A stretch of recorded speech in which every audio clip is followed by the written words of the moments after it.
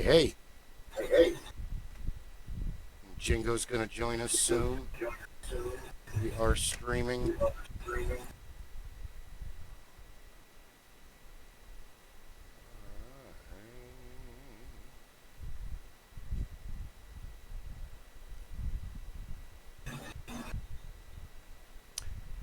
So, yeah, busy day today for days of the year. Holy crap. But the best one is, oh, man, now never mind. I was going to say World Dracula Day, but then I saw it was National Blueberry Cheesecake. But it's also World Redhead Day. That wins. World Redhead Day trumps all the other days combined. A red-headed vampire with blueberry cheesecake. What more could you ask for? I might have a heart attack if I ran into that. National Paper Airplane Day. National Sorry Day. The game or just being sorry? Oh, it's an Australian thing. Truth-telling. Not the board game. Oh, well. National Gardening Wildlife Week. National Children's Gardening Week. Sally Ride Day. She accomplished a whole lot. World Lindy Hop Day. That's a fun dance.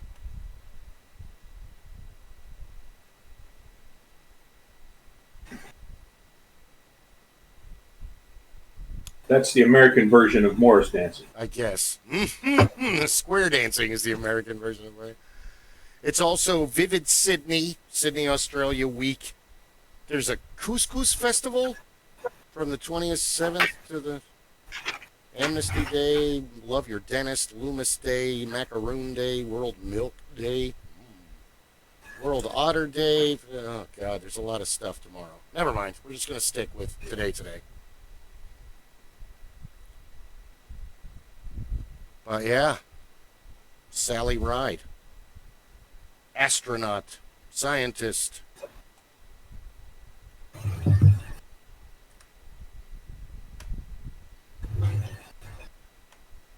And Lady About Town. She's no longer with us, but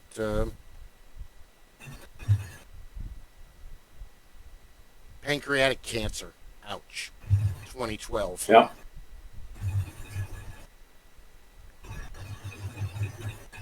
She helped investigate the losses on the Challenger.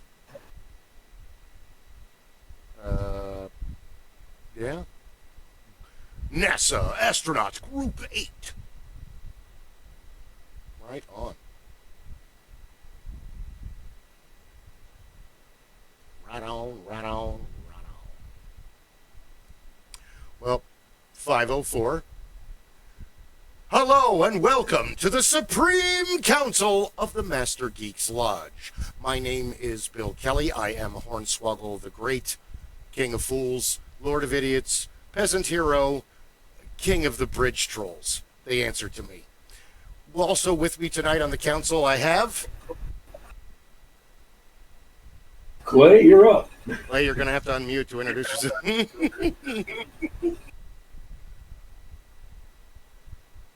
Clay? Oh, there we go. It's just in the other room. Hi, I'm Clay, Phoenix Native Clay on YouTube. That's about all I got to say about me. Well done. And the Blacksmith, purveyor of all things foolish and painful, and enjoying a cigar again this evening. Very good. Tonight is episode 70, and we're probably going to focus on redheads and Dracula, or a redheaded Dracula, or, like you said, a redheaded Dracula with a blueberry pie. Cream cheese cake stuff. Dracula is one of the mainstays in American horror. He is such a recurring character, even to this day, and only being from the Victorian era. He is, I forget what the list used to be, but they used to go around and ask children all over America what the hell they were for Halloween, and then they would compile lists, and Dracula is always near the top. He's up there with Ghost and Mummy and Zombie. But that's one of those costumes you have to build if you're going to be the Beluga Lugosi, Bela Lugosi,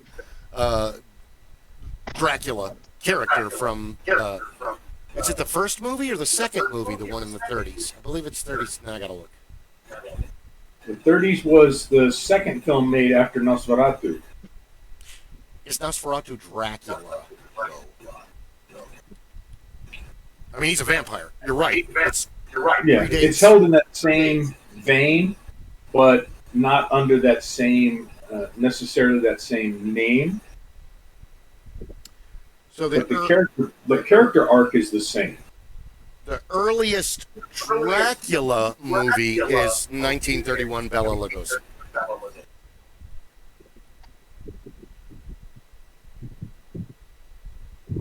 But the tale itself came from an interesting exercise by the author, and was developed after using a lot of historical mythology from Central and Eastern Europe, and that was something that was stated after the author had completed the tale and it had gained its notoriety. They had explained, a lot of these tales, a lot of this background came from this history that they had actually found in a book in the library. I can't remember the name of the book. And it's interesting because the tale, the story of Dracula, has been used by so many different groups to explain a lot of mental thought processes, a lot of conditions in the human psyche since that tale was actually penned. So it's a rather interesting tale. If you dive deep, if you get a bunch of psychologists and psychiatrists together and a lot of people like that, they'll dive deep and find some really incredible thought processes that underlie a lot of it that have been developed over the years as we have learned to better understand our own mental condition. 1047 is the first. 1047 AD is the first written name Dracula, and it's a chronicle in Wallachia. When it's a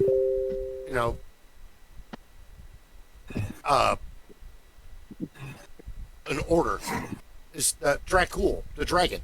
So Dracula is son of the dragon, much like Kelly means one who is always ready to argue or fight. But Kelly means son of somebody who's always ready to argue.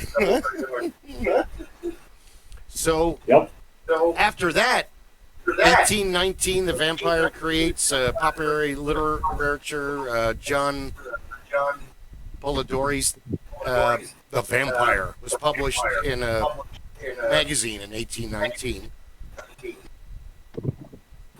Carmilla in 1872. I vaguely remember this. She's a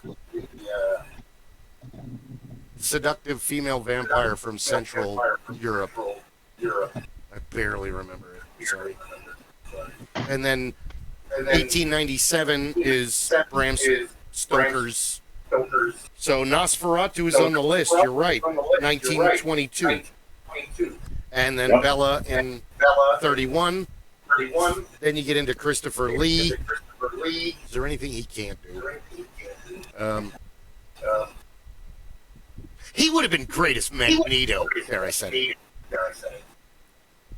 Oh, that's the last one.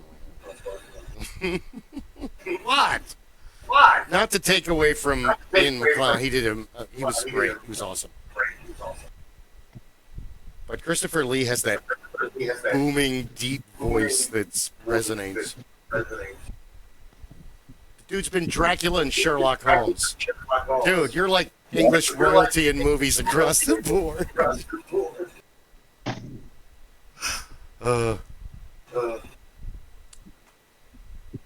We needed a movie where, well, it can never happen, where Christopher Lee and Alan Rickman play father and son, and all they do is just fuck with each other for 2 hours. I would be like,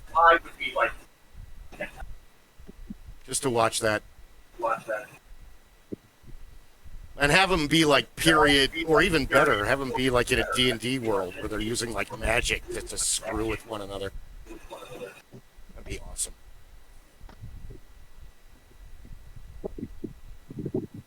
You could run that same story arc with a lot of actors today. And you could run that. So a lot of the new popular male leads, these younger male leads, could easily play the son of some of the folks that I could see George Clooney and maybe who's the kid from Magic Mike as father and son doing that same story arc in any timeline. You could leave them in the modern day Midwest, and the two of them just going after each other. That would be cool too. They can both play such great comedic side as well as doing dramatics. You could really twist that tale in all sorts of directions. And they could have a field day playing that role. They really could. That'd be great. Jingo! You made it. I made it. I made it there. You lot. No, taking that storyline further with your chosen day of the year, how much fun would it be to have father and son Draculas going after each other? That would be awesome. Giving each other in that realm, giving each other a hard time. Yes. Hello, and welcome to episode 70, Jingo. Hello. I am here. We did the intro already. Oh, all good. Yeah. Sorry I'm late. Don't be sorry at all. You made it. We were talking about it's World Dracula Day, it's World Redhead Day. What the hell are the other ones? Hold on. Blueberry Cheesecake Day. Blueberry redheads. Sally Ride Day. World Lindy Hop Day. National Children's Gardening Week. Gardening Wildlife Week. National Paper Airplane Day. And National Sorry about that. Oh, it's Australian. Sorry about that. I love the Australian accent. They always sound like they've got, like, they have to spit, but they want to finish talking first. Yeah, I'll tell you. I love it. I'm not making fun. I'm making fun of it, but I'm not making fun of it. I love Kylie Minogue. There you go. Yes. So the reason for my tardiness is on the way home, Saturday, I picked up a scraper blade in my right rear tire. Big enough that it had to be replaced. And of course, it happened Saturday night on a 3-day weekend. Murphy. Goddamn CERN. They keep turning that thing on, and our luck is...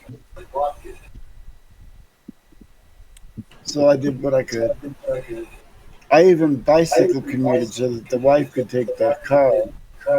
This coffee took the car to, and I had to prepare dinner for that. Right on. We have total echo on Rob's. Hello! Whiskey, Echo, Delta, do you copy? It's... Sorry. I'm easily amused. I held out for 15 minutes before I said anything. I'm sorry you had a flat. I'm sorry, that's always inconvenient and it never happens at a good time. No, it always happens to my wife. I guess better... We've had 3 flats in our 20 years plus. And, yeah. She's been in the car for all of them. Oh, well, that's... Good luck? I don't know how to look at that. I'm sorry. So, yeah, Dracula. Christopher Lee played Dracula and Sherlock Holmes. That makes him acting royalty and everywhere.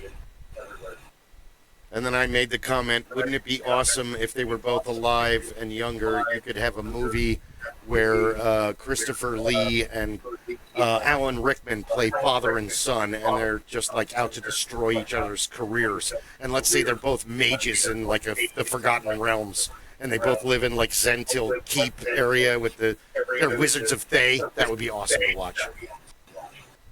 Go and eliminate his invading army. 2 hours of that would be great. Yeah, I'm hoping the new Masters of the Universe movie lives up to that. I'm actually intrigued. I haven't been excited about movies for a long time because I keep getting let down, so... There's been discussion of making a group trip. Cautiously optimistic. When is it out? I didn't even know it was being made until a little while ago. Let me ask Gargle. Because I was a gozillion, I don't have to work no more. I mowed that long for free. Oh,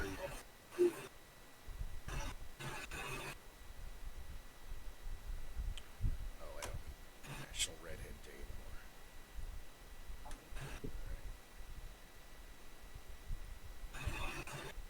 Like and subscribe, folks.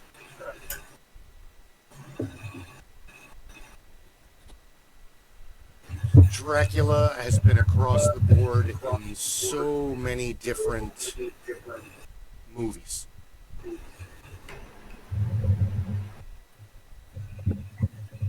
Yes, and other properties as well. And his image has been remade so many times. I mean, Strahd. Have you seen Dracula Untold? I don't think so, no. It has Luke Evans in it as Vlad Tepes, and it tells a story of how and why he became a vampire. I remember one time they did a thing where they went around and interviewed Transylvanians. And one of them who spoke really good English was like, you have to remember that he's a hero. He's a war hero. He's our greatest war hero. So it's literally the effect of you guys coming here and the vampire. It's the same as saying all of that about George Washington for Americans. Like, wow, I never really thought about it that kind of context. But It you're is exactly true, right. you know. Because the myths, vampire myths go all the way back to the fear of things that go bump in the night when we were sleeping in trees and caves and under rocks. But the blood drinking comes from him impaling the invaders and then dipping bread. It was a flex. I am not entirely sure that Stoker's version of Dracula was meant to be Vlad Tepes. I mean, Vlad Tepes was Dracul, not Dracula, which means the dragon. And so I think it's a play on words.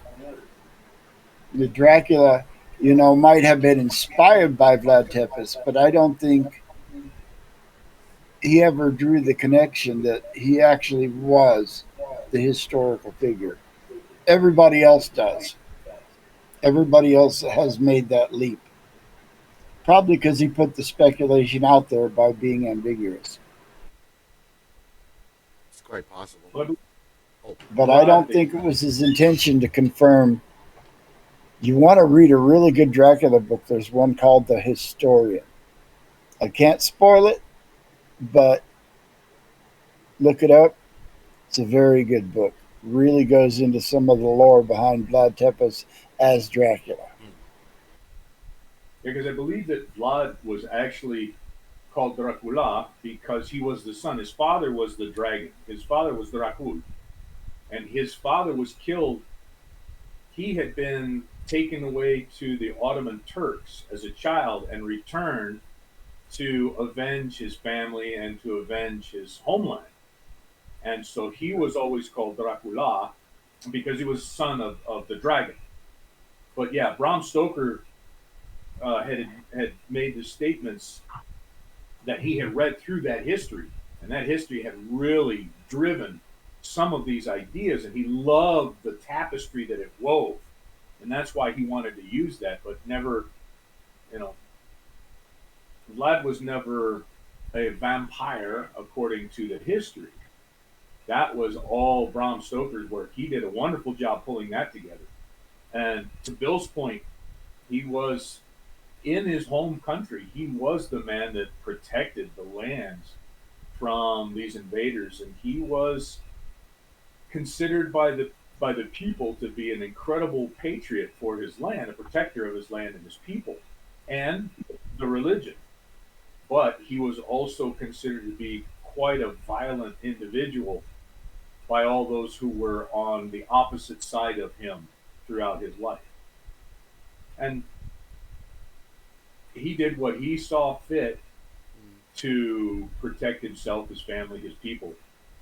Was he an extremist? Oh, hell yes. But, Yeah, that part. And that goes to what I call small e evil. I call it small e evil because if you're on the receiving end of it, it sounds pretty evil. Yep. But if you're the ones watching your enemies get it done to them, that's not evil at all. It's justice. Yeah. So small e evil is only evil in perspective from the point of view of the people getting eviled on. And a good Yeah, you got your evil on me. on his enemies, he was taught by those enemies. So, you know, it was a matter of he was taught many of those things and those tactics by the very people that had taken him captive and held him for so many years. And then he said, okay, well, let me visit upon you that which you have visited upon my people. And he just took it to the next degree. The book, I mean, not the book, but the movie Dracula Untold that I was talking about really covers that pretty well. All of the early part of his life, what happened to him, the struggles between the Transylvanians and the Turks, and, you know, the extremes he went to. And then at some point it leaped over into fiction. But still well done. I would really like to see them do a follow-up to that movie. Dracula as an anti-hero and a sympathetic figure is what the movie turns out to be. They kind of do that Tragic in 90. Oh, sorry. Go ahead. No, just a tragic hero. Yeah. They kind of do that in 92 with Keanu and Gary Oldman and everybody. But they focus more on, like, moving the plot along. I mean, Do you think there was they were dangling a redemption arc in there for him? I think a little bit, but I mean, I think that one is okay. That one is out of the park because you have so many boxes checked. All-star cast. Even before you put Tom Waits in as Renfield, the Tom Waits, who's Robin Williams said every scene he's in, he steals the show. I don't even try anymore. So you've got an all-star cast. You've got a really good setup. And the way they do it is kind of almost like an homage to like the crazy fast motion 60s horror. So I think it's even, and everybody gets an even slice of pie. Redemption arc, romance, steampunk, it's a horror, it's the three Dracula hotties, it's Gary Oldman being Dracula, it's I have crossed oceans of time to find you. Whoa. As a hopeless they made romantic. him sexy and likable in that movie. Yeah. He's really not this disgusting, creepy creature except for certain scenes. Other than that, he looks fucking badass in his top hat and his gray suit wandering around London. Hello. You know. Have you seen the most recent Nosferatu reboot? No, doesn't it The one have? with Bill Skarsgård. Thank you. Bill Skarsgård, and He's it's got a great. bunch of other great cast in it. Right on. I can't name any of them off the top of my head, but It looked good, but you know, all the new movies have been burned before. What are we doing in this one? it is exactly what you would expect from Nosferatu. Nosferatu being, a ripoff of Bram Stoker's Dracula. There's a reason it was almost a lost film. Stoker's estate sued, and part of the lawsuit stipulated that all copies of the film be destroyed. Really? However, the ones that had been sent to the United States, some of them survived, and that's why we still have the original film. That is crazy. I did not know that. Well, I mean, I think I've seen Nosferatu once. It's The original? Yeah, It's creepy. It's really cool for 1922 or whenever it was made, and it's creepy. And the Max Schreck guy looks awesome. The makeup for the time period is amazing. Really, I mean, you get the right. That's what I learned in working haunts. You get the right makeup artist, it's a whole different show. And there's so many good ones, but there's people that just kind of throw it on and do slapdash as well. But no, I have not seen the new Nosferatu. I gotta watch it. The new Frankenstein, which I believe is on Netflix as well, the one with Oscar Isaac. What is it? Frankenstein. Oscar Isaac as Dr. Frankenstein. Right on. No, I haven't seen that. Christoph Waltz is in it as well. Really? I still love Kenneth Branagh's Frankenstein with De Niro. Yes. Plays Adam the monster. Yes. And he gets so much credit for all his other stuff, but that's his finest performance. Holy crap. That and Awakenings when he plays Leonard. Everybody wants to talk about Goodfellas and Casino and all the Irishmen. And I like his comedies. Analyze This. Analyze This was pretty funny. I'm never going to watch Meet the Parents again because that movie makes my stomach hurt because I get too emotionally invested on how dumb Ben Stiller's character is. Dude, stop just... Oh, God, this hurts watching this idiot. Yes. The whole genre of idiot comedians, he's the only one that really ever clicked with me. Adam Sandler, Will Ferrell, absolutely not. It's all about being cast in the right role and having the right lines. I mean, old school's amusing. I don't think I'll ever watch it again, but I watch Megamind and the Lego Movie a lot, and I watch Elf every Christmas season because it's fucking hilarious. And it's, Buddy cares about everybody. You only care about yourself, Dad. And James Caan is like, wow, I never really looked at it that way. Yeah, I guess you're right. Yeah, I gotta fix this.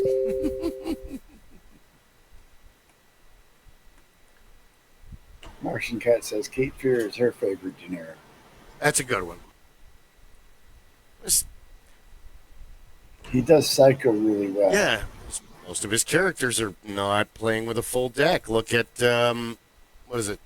The King of Comedy. Him and Jerry Lewis. Where you're basically just drawn into Leonard Pupkin's madness. Now, my favorite De Niro turn, he actually played a corrupt senator and the main villain in the Machete movie. Really? Yes. Oh, yeah. He was the main villain. Okay. And that I have the utmost... That movie was total schlock. It was based on a fake trailer from the movie Grindhouse. further based on a character from the first Spy Kids movie, Uncle Machete. Yeah. Machete. My name is this. You walk out of my store right now and never come. The other day, I have a coworker, Ryan L. He's a tall Native American guy. And just out of the blue, he walked up to me and he said, "Hey, Machete don't text." Machete don't And then walked off. That's too funny. I'm a little low. Let me see what I can do about that. You're a little what? Somebody in the chat told me my volume was low. Oh. Jerk.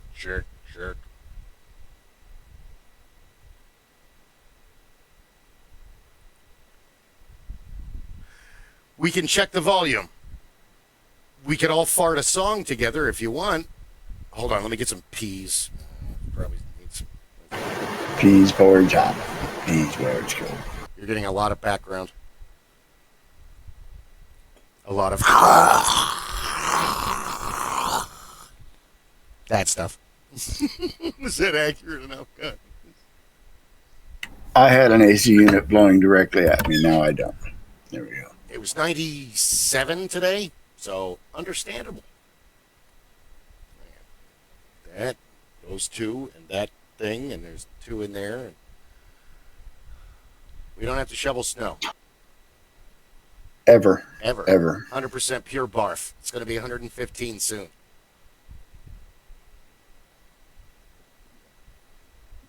So, excuse me. That was good.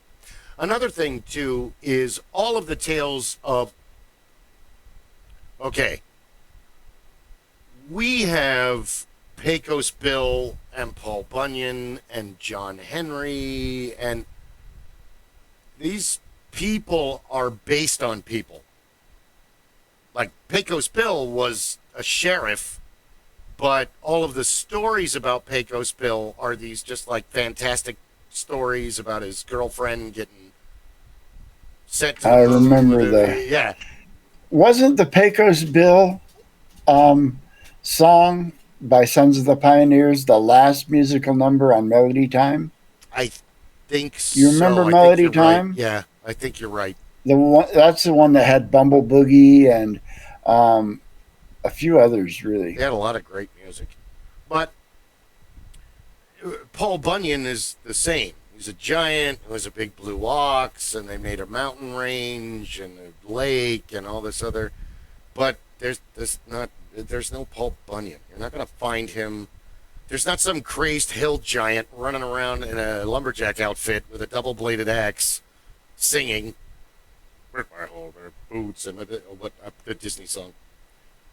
Or I just posted it not too long ago, the Windwagon Smith, the guy that puts wheels or puts sails on a covered wagon, and they're just going to sail across Kansas until you hit a rock. Yeah.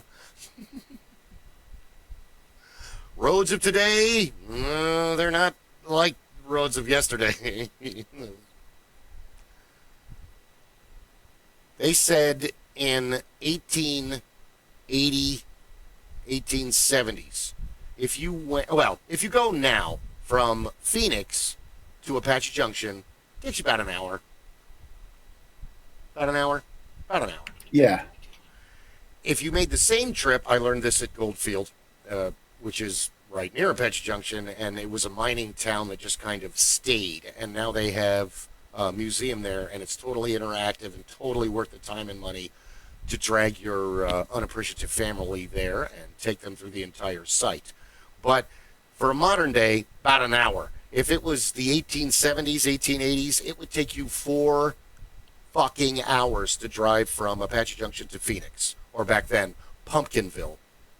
Because Phoenix wasn't Phoenix yet. It was Pumpkinville. And Phoenix used to flood. Well, they didn't want to live Phoenix there. wasn't Phoenix yet. The community was Hayden's Ferry. Yep. It was almost right there on the river. I still live in Hayden's Ferry. You still live in Hayden's In fact, I live 2 miles from Hayden's Ferry. 79 was the last 100-year flood, and we're quickly approaching 2079, and it's not going to be pretty, folks. I watched that trestle wash away as a child on the news. My dad goes, well, I'm glad I don't have to cross the river to get to work today. Yeah, I remember when we didn't. There were only a few river crossings. And out on the west side, there were no river crossings. But on the east side, they just dumped earth to cut off McKellips, because if you went into that's like a flash flood. You're going to die. We'll never see you again. You'll end up in Blythe or Yuma when they find your body, quartzite. Yeah, there were only 3 bridges that crossed the river for a long time. One was in Tempe, one was in Phoenix, South Phoenix, and one was quite a bit further out towards Avondale Goodyear area. And the only reason why any of those bridges existed, Avondale Goodyear existed because that was where Goodyear had all of their operations in Arizona, because you could fly here for 300 days a year. So you could make blimps here, you could have all kinds of aircraft operations out here, and that worked wonderful out in that area. Nobody wanted to be there except for those people who needed to live there to do the job. Except for lunatics like us. Yeah. And the one in South Phoenix was quite literally to get you across the river at what used to be the dump site, because that area was not actively lived in until you went to the other side of the river, where you still had a lot of farms and ranches. There was a lot of cattle that operated down from South Mountain all the way north to the river bottom. So all of that area was strictly used for agricultural purposes, but you needed to be able to get back and forth to get things out, because some of the larger feedlots in the area were out towards the west side. Glendale had one of the larger feedlots, and it was a little tiny town, but they had one of the larger feedlots because they had a railhead. So you could drive cattle to the railhead there, or you could take cattle to the railhead down toward Phoenix. And so it was very interesting in those years. In the 79, 80, and 81 flood, they actually found the old dump that existed down on, was it 16th Street or 7th Street, and the river bottom, because the river had run so hard and so wide, it carved out a section that actually exposed what was the old dump, because the old dump was quite a distance, a quarter of a mile in some cases, from where the original river ran. They figured, well, we can dump our stuff here. Not anymore. We'll put all our trash here. Great.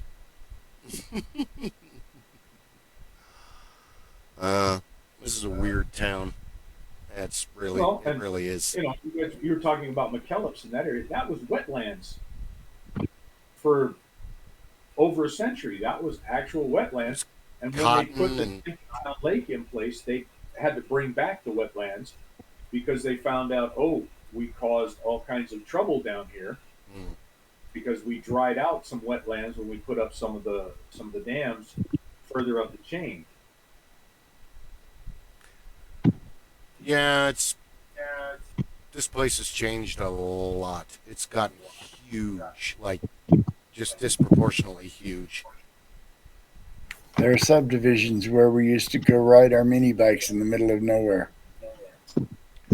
There used to be this place out west of town called the Flumes where you could go and shoot. The Flumes are gone.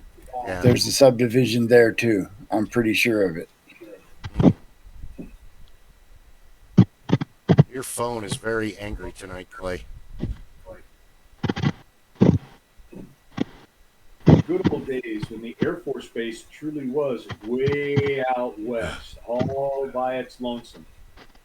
Nobody lived nearby. Not anymore.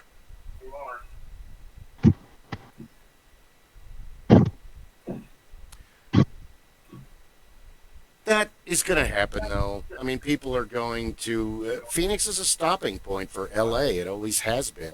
You constantly work with people. I'm just here for 6 months, and then I'm going to go get L.A. and I'm going to get discovered, and I'm going to be a musician or an actor or whatever they're doing. And it's like, okay, I've met you like 3 times in the past. Oh, go ahead, sorry. This area is also a fallback. People leave California to come here. They go to California, something happens, either they have a successful life then something changes and they come back. And so it becomes, this place has found that we have that recovery. We also have a lot of people that grew up here. They may have been there, they were the first generation in their family here. And they went someplace else. They went to California, they went to the Midwest, they went to the East Coast, and then they returned here because everyone seeks quote unquote home at some point in time. True. My mother is a great example of that. My mother was born in North Carolina, small town. Blink at the wrong time, you miss the town. My grandparents, my grandmother needed to leave North Carolina because of medical conditions, and at the time, Arizona was the perfect place. Nice, dry, where you'll be much healthier, much safer. Yeah. So the whole family, all 6 daughters, or all 5 daughters, and everybody, they all moved out here. So the formative years for my mother were in Tucson, of all places. Tucson was primarily, in those days, it was primarily a military manufacturing area. It was a stop on the road between San Diego and all points east, but a lot of, you had a lot of military contractors were there because you also had another military base, a tactical base that had operations there, and everybody grew up around it. My mother met my father. Wonderful, the love and the life of an Air Force pilot and all the rest of that. So they traveled and went, did all those things. For decades, my mother had been asked to move back to Tucson because that's where all of the sisters were. That's where the family was. Yeah. And mother was like, no, I don't want that small town. Don't want to live there. Don't want to live there. Mother's 82 this year. Sold her home here because she wanted to go back home. 3 of her sisters passed. And so she's down there now because that's where she wants to be. That's returning to home. Even though she wasn't born there, her formative life was. Another friend who grew up in Tucson, she was actually born up in Globe. And she moved to California, had her wonderful life. 2 years ago, she retired. She went back to Tucson because that was where home was. That was where she wished to be. So it's kind of an interesting circumstance. We're one of the few places in the country where people can go to these megalopolises. They can go to these large places, find their big city living, the thing that they want to do, whatever that adventure is. But many of them, when they get to a point, they seek that home. This is a comfortable place, comparatively speaking. Los Angeles, San Francisco, Chicago, New York, a lot of these large cities that people go to during their moves to find their great life, their great new living. Yeah. They can come back here, they can come to Tucson, and they can find much of that was comfortable for them for decades. But the thing they don't find anymore is it's 5 hours to get across town, or I have to figure out how I have to schedule my day to figure out how to get from here to uptown and from uptown to midtown and from midtown back to where I live. So it's kind of a curiosity the way it comes. Well, the good thing about Phoenix is that Phoenix is about an hour away from Phoenix. Doesn't matter where you are in the valley, it'll take you about an hour to get there. So many Period. people now. Places in the world where somebody asks you, how far away are you from X, Y, or Z? How close are you to Metro Center? You never tell them in distance. They ask you, how far do you live from Chandler? Oh, I'm about 45 minutes. That's not what I asked you. I said, how far are you? 45 minutes. Yeah, that's you're not telling lies on that one.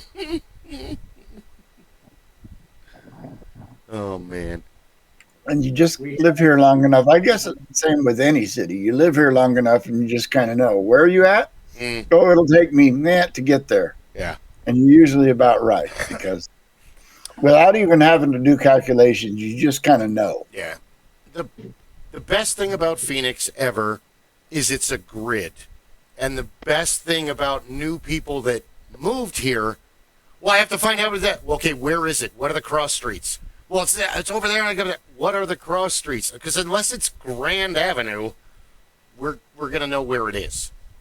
And normally, oh, okay, we'll just go over here and go. We're going the wrong way. It's a grid. There's no wrong way. We're just When going. people try to give me directions, I'm like, no, give me the No. street. Give me the street address. Yeah. The I'll fun find part it. is, if somebody's never been here before, because we have so many streets, we have so many named streets and avenues in the valley that cross jurisdictions and change their name in the process. Oh yeah. Also. In here, you know that, and so somebody says, "Well, it's actually on this road." You go, "Oh, okay." So we're going to go down to this road. We're going to take that. Well, I just said it's on this road. Trust me, it'll become that road when we get there. It's on McClintock. Okay, I need to get to Hayden, but it's on McClintock. McClintock is Hayden. And then you have roads that run through 6 or 7 different cities, and it's the same road, like Baseline.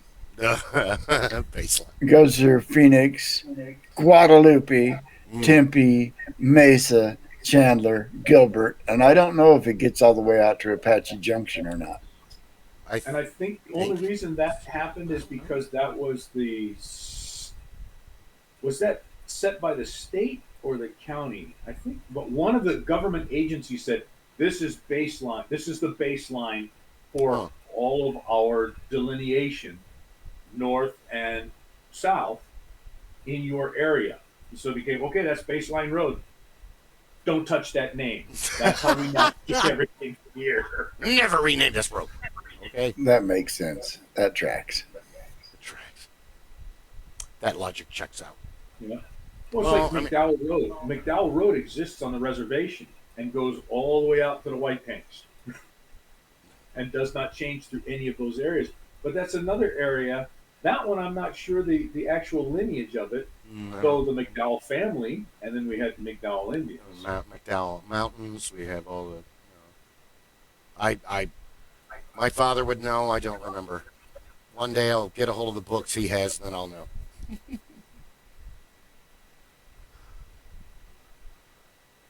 But there's so many cool places to check out in Arizona, all over the state. Tourism is our number one industry. It kind of is. I mean, we got the Grand Canyon and Tombstone. We're done. We don't need anything. What do you got? Hollywood? Tombstone. We have a meteor crater.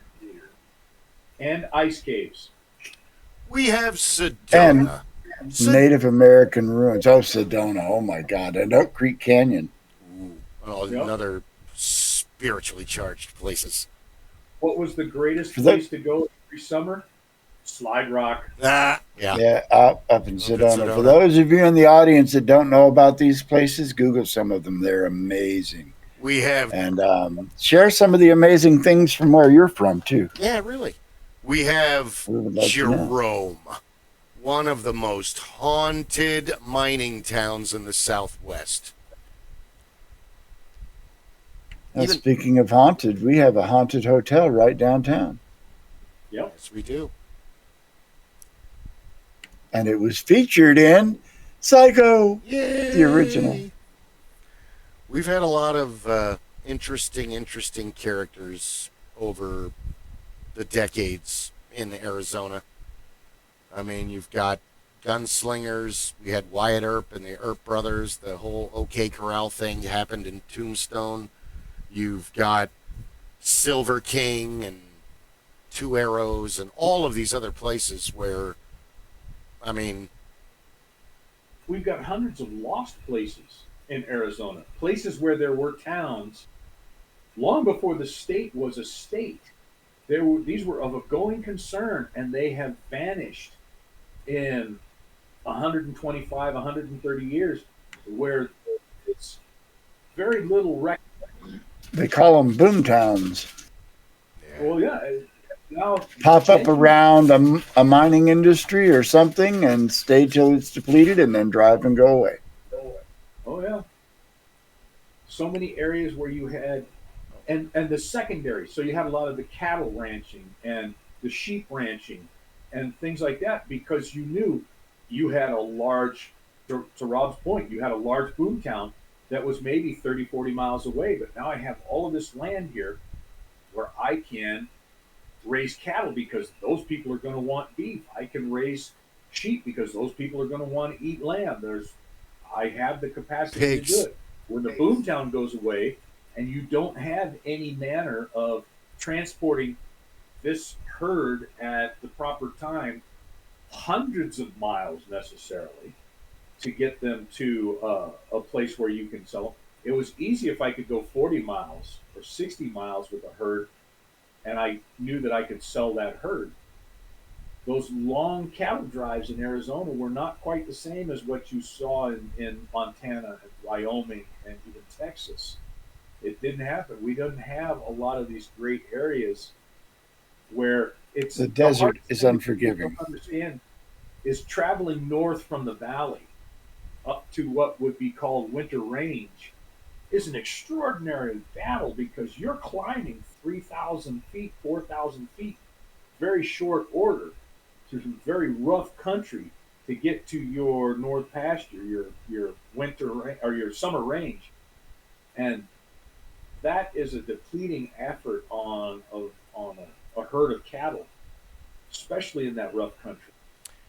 And I mean, you're talking hundreds of cattle. If you've got like 30, they're going to be fine in the desert. They're not going to. They'll be okay. Because you run into that all the time out in the middle of nowhere. All of a sudden, here's this barbed wire fence, and there's these cows just hanging out in this field. All you need is water and hay. And they got big water towers and these little, covered areas for them to chill out if it gets too hot. And there's always fresh tracks around. Somebody's been out there taking care of them. Last year we road trip to Chicago, and we went through northwest Texas and southwest Oklahoma. Yeah. We saw, oh my God, I have never seen or smelled so many cows in one place in my life. Texas. And I've been around dairy farms. Derriere don't bother me so much. You get used to it. Smells like roses. Brown roses. I like that. Smells like pie. High society. Grabthar Ranch, we had large commercial ranches, large family ranches and they had summer range. But more often than not, you didn't drive the cattle up. You got trucks. You trucked your cattle up to your summer range up towards Flagstaff because down around Cordis Junction, Cordis Lakes in that area, summertime can get to be extraordinarily debilitating. Even with the Sycamore Creek running through there, not enough water to support 200, 300 head of cattle. You're trucking those cattle up where you can get them better range because you can't afford to buy enough hay and alfalfa to keep those cows safe and get enough water to them during a hot summer when it's 150. Keep them alive. Up there, you don't have enough water or feed to keep those cows safe. Yeah. It's interesting too because Arizona is at the bottom of the Colorado Rockies mountain chain, basically, and you've got some volcanic activity. We've got Sunset Crater. You've got the San Francisco Peaks, which were supposed to go and never went. But for like I-17, and I was thinking about this too, because I-17 is like next to the original wagon train that went up. And could you imagine trying to take a covered wagon from Phoenix to Flagstaff in June with no roads and just like 4 mules pulling your wagon or a couple ox or whatever? No. Oh Dude, yeah, and you wouldn't be fuck going up that. to 17. You would be going up towards Bloody Basin. You would be taking the Oh. back road the same way that the 17 was cut with dynamite and attitude Fair to enough. get you up that hill. But it's still a massive incline. You would have gone the long way around rather Yeah. than climbing up towards Black Canyon. From Black Canyon City up. At Black Canyon City, you went to the west, and then you had to come back up at a slower rate. You went through Congress. You went through all those areas Yeah. because that was a reasonable grade compared to trying to go straight up. That and whatever the time is, Bumblebee, Crown King, all of those, but Crown King's haunted as hell. That's also, it's going to, there's going to be well-worn trails because it's mining. There's going to be trade. There's going to be people. There's going to be, back and forth, back and forth. Crown King was, like Rob said, Crown King was one of those boom towns. And the only reason you went there was when it was a going concern, you were either working in the mine or you had a claim in the area or you had something to sell to the people in the area. The only other place that's, and it's newer, by far newer, is Baghdad. Baghdad, Arizona is the only town that I know of in the entire United States that you cannot drive through.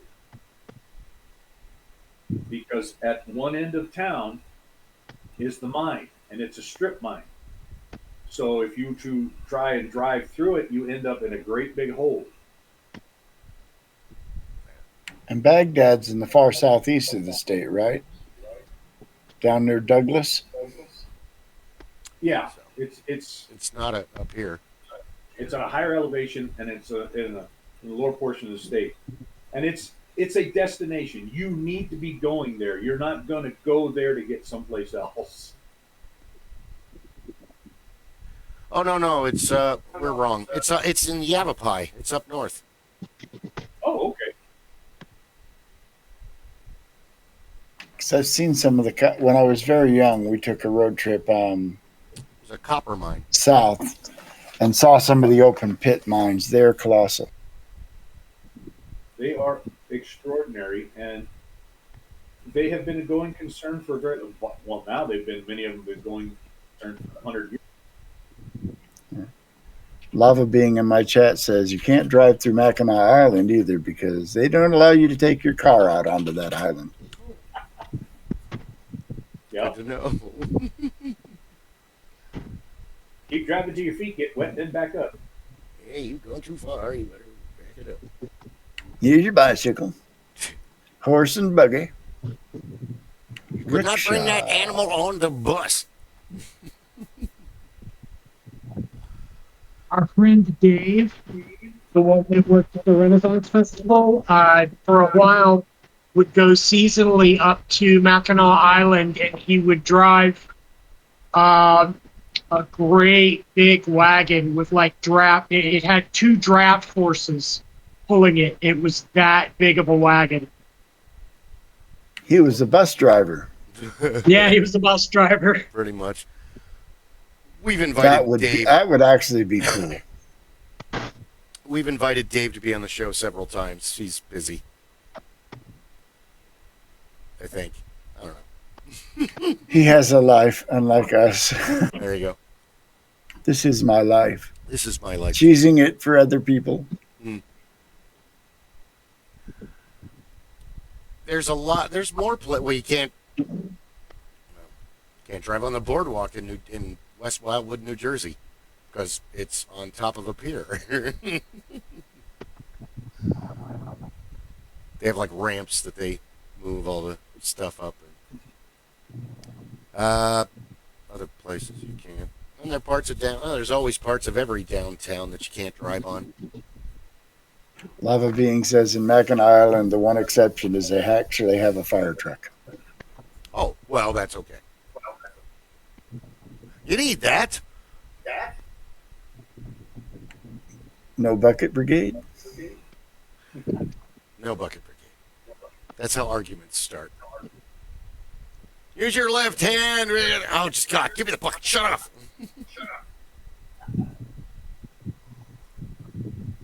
Ah, yes, the good old days.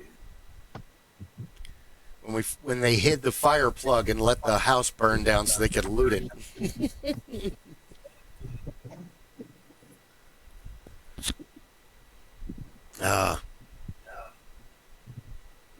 They still have the Firemen's Olympics where I think some of them, they still use the old leather and canvas buckets for the Really? bucket brigade up to the top of the ladder.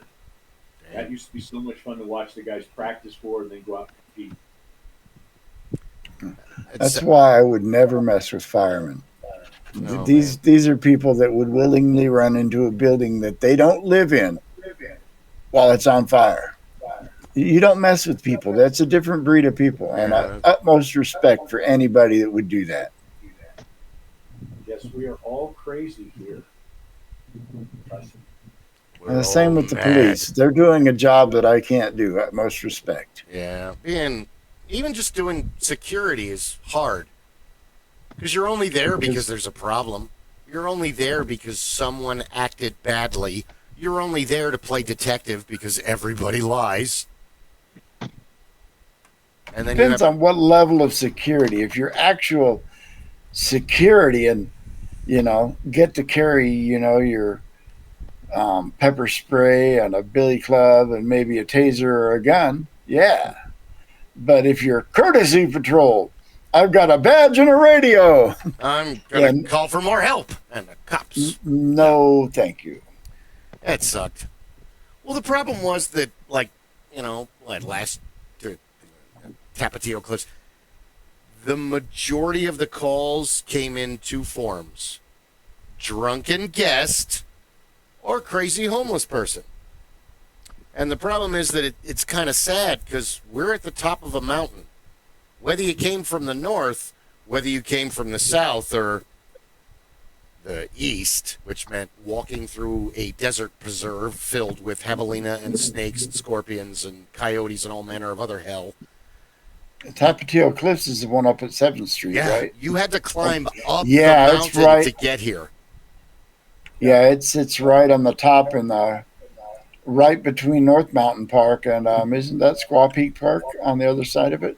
Well, it's part of, or is that part of the North Mountain Range? There's Sunny Slope and Phoenix, and they're kind of squished together, but there's those two North Mountain, like you said, and the Tapatio, which is part of the reserve on the other side of the mountain. But I mean, either way, here it is, middle of June, and this man or woman walked all this way up here, just to get ejected, basically. I can't help you. I mean, I'll give you water, but I can't, I can't give you food or clothes or anything. I don't have those things to give you. For those of you that have never been to the Valley of the Sun, picture it like this. We have a river that runs roughly east to west through our valley. North of the city is an impressive mountain range comprised of Camelback Mountain, Paostawa Peak, and North Mountain Park. On the other side of that mountain is just as much city as this side of the mountain, all the way out to another mountain range. Now, on the other side of the river, the south side of the river, there's a mountain called South Mountain.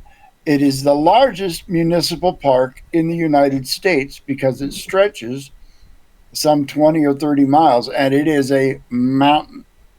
And the city goes for a long way on the other side of that mountain. So we're a city, a greater metropolitan area, with two major mountain ranges cutting through the middle of it. Yeah. And we live in the bottom of a bowl, so we're surrounded on all sides by mountains. Yeah, any street, you go stand on a street and look down it, you'll see a mountain at the end of it. Pretty much.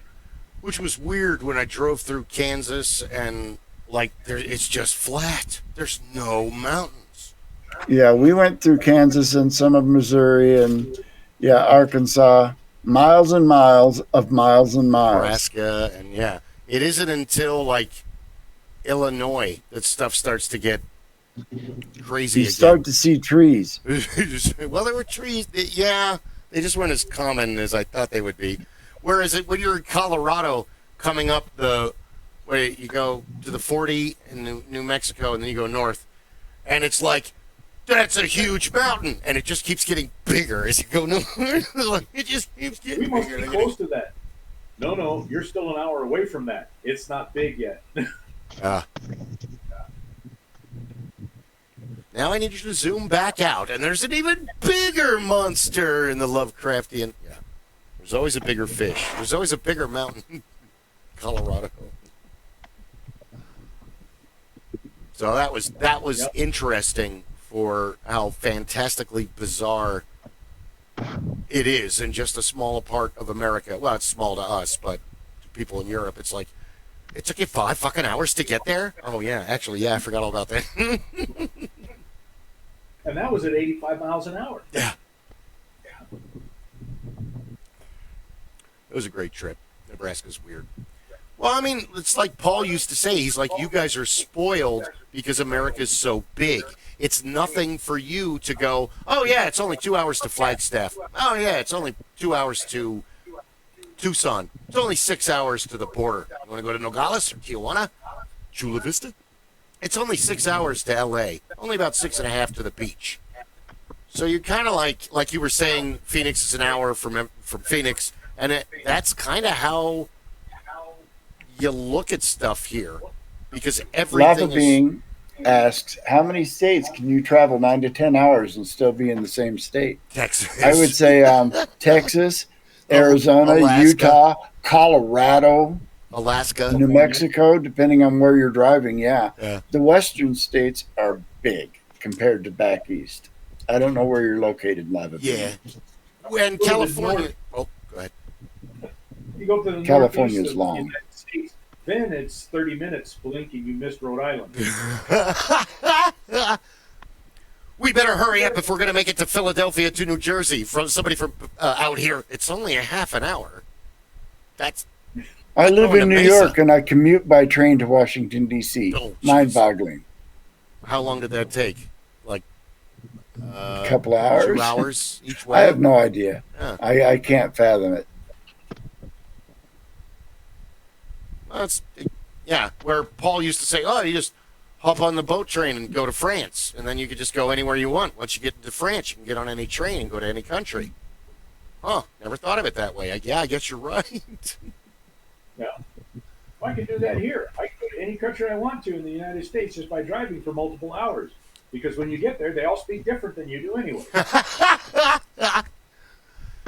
That's what I miss about Yeah. Germany. Is I was there in the military, pretty much every country that borders Germany, and there are a lot of them, is less than a day away by train. Oh, yeah, wow. Huh? It's hours away by train. Poland. We took a bus ride to Spain that took us overnight. Wow. A buddy of mine was from El Salvador. When he was young, his father had moved to Los Angeles and his mother had moved to Amsterdam. And she was a Spanish-Dutch translator. And we would take the train, which is about 2 hours, up to Amsterdam. And, his mom, who was, loaded, would run us a house on the canal and a car drive while we were up there. Hold on. So- Loaded intoxicated or loaded very wealthy? Loaded very wealthy. I believe she worked for an embassy. Sorry, I couldn't resist. That was a dumb joke. Wow. An embassy, eh? Rolling in dough. Yeah. And it was Amsterdam, so other things were rolling as well. Right, okay. Going to Mexico used to be fun. Now, I can't even afford a passport, let alone go get one. I know how, now that I worked at that company for 2 months. We grew up in a time when a trip to Mexico was not unusual. Yeah. And not just a trip to the border states. You took a trip you were going, we're going to get in the car and we're going to drive to Rocky Point. We're going to get in the car. We're going to drive to Mazatlan. We're going to get in the car. We're going to go to Mexico City. Okay. And you would do it, and you wouldn't think twice about it. It was all day long in the car with you and the family members that you could stand that you didn't throw out somewhere on the highway between here and where you were headed. But we didn't think twice about that. But that was world travel for us for a long time. I can't handle this anymore. I'm going to grab his ankles. You get the duct tape. We didn't do that. When I was a kid, it was this weekend we're going to Asher's Lake. This weekend we're going to Black Canyon Lake. This week we're going to go to Lake Pleasant. This week we're going to go to Bartlett or Roosevelt. And, we had a boat. As a kid, we had a boat. You could ski behind it. But what we usually do is just get a giant inner tube and tie it to a rope. And we'd play How Long Can You Last? One person driving the boat, and you're basically hanging onto this inner tube, being a skipping stone behind this boat until you come off, and there ain't no neat way to do that. Some of you may die, but it's a sacrifice I am willing to make. Of course, you ate a lot of water. But, yeah, we spent a lot of time on the lake as a kid, a lot of time camping. We got a lot of outdoor stuff. That's what my parents did. No, I'm sick of swimming now because we lived in 2 houses in Arizona, and each one of those houses had a pool. Mom, I'm bored. Go swimming. By the time you're 12, swimming is a punishment, unless girls are involved. My ex-wife could understand why I refused to buy a house with a pool. And it was like, I grew up in a house with a pool. When my parents got a divorce, my father bought a house with a pool. My mother bought a house with a pool. I knew what it was like to have to take care of that damn pool. And when my ex-wife said, no, we need to buy a house with a pool for the kids, I said, bullshit, grandma's got a pool. We don't have to go all the way over there, and we can use that pool. I want nothing to do with every morning get out and check the chemicals. That's why I wouldn't want a pool, because I'd end up having to take care of it. No, thank you. Rebuilding pumps, changing out the diatomaceous earth in the damn filter system, and chasing down the green monster that showed up every monsoon. I don't care how much chlorine you put in the back of that damn pool, and shock and everything else. Or you get the mustard algae. Yes. That is the random monsoon, and that shit mostly goes away.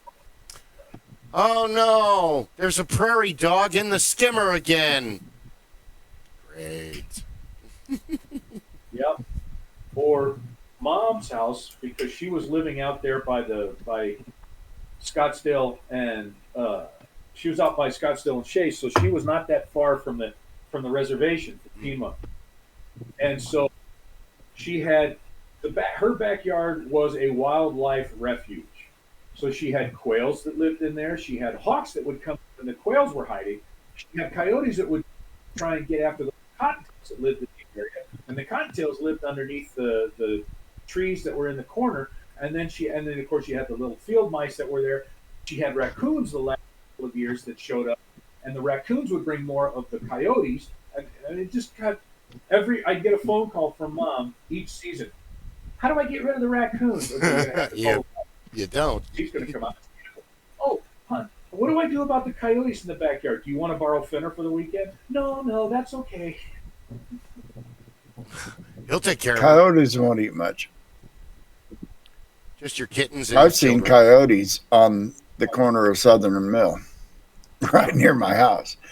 I'm not far from South Mountain, so it's not surprising that they come ranging out into the city in the middle of the night, early mornings. You guys have been up to my house, and it's only about 1.5 miles to the river bottom north of me. And so the coyotes have made it this far south. Javelinas have been caught running up and down my street. I know. I used to live at 19th and Union Hills, and sometimes at night you could hear the coyotes. It's funny, since we moved in here with Finner, I don't have as much of that, because with as much wolf as he has in him, he has marked the front yard extensively. And so there's the first year we were here, you could see him come down and make a wide berth, like, oh, there's a sheriff in town. There's a smell that we don't want to encounter. There is a wash that runs parallel to my housing tract, and coyotes use that as a highway system. And then on top of that, because that's why I don't like to let the cats out, but now and then I wake up and I'm half awake and the cats convince me. So I'm in a dream state and it's midnight and here I am opening doors and letting cats out because I don't realize what time it is. But I try to keep them in from 3 to 3, a good 12 hours, and that gives them time to avoid coyotes, hawks, and owls. Because we have an owl that sounds like a cat in the neighborhood. My neighbor, Robbie, was telling me all about it. He's like, you're not going to believe this. I'm like, they're birds, dude. They're mimics. That Yes, I believe that.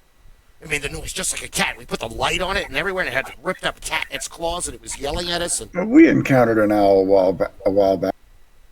My adult children and I were at the Cinemark Theater in Mesa, the one at the, I guess, the Riverview complex. And there's some trees outside, and we're sitting out there waiting for our movie time to start. And we hear and see 2 owls that live in that shopping center. nice. Nest somewhere there because you can hear them. And at first I was thinking, no, that must be a speaker somewhere just making that noise. And no, one of them did a flyby. I said, all right, I'm wrong. There it is. That was a big bird. That's perfect. This area is perfect. You talked about that down by the river walk.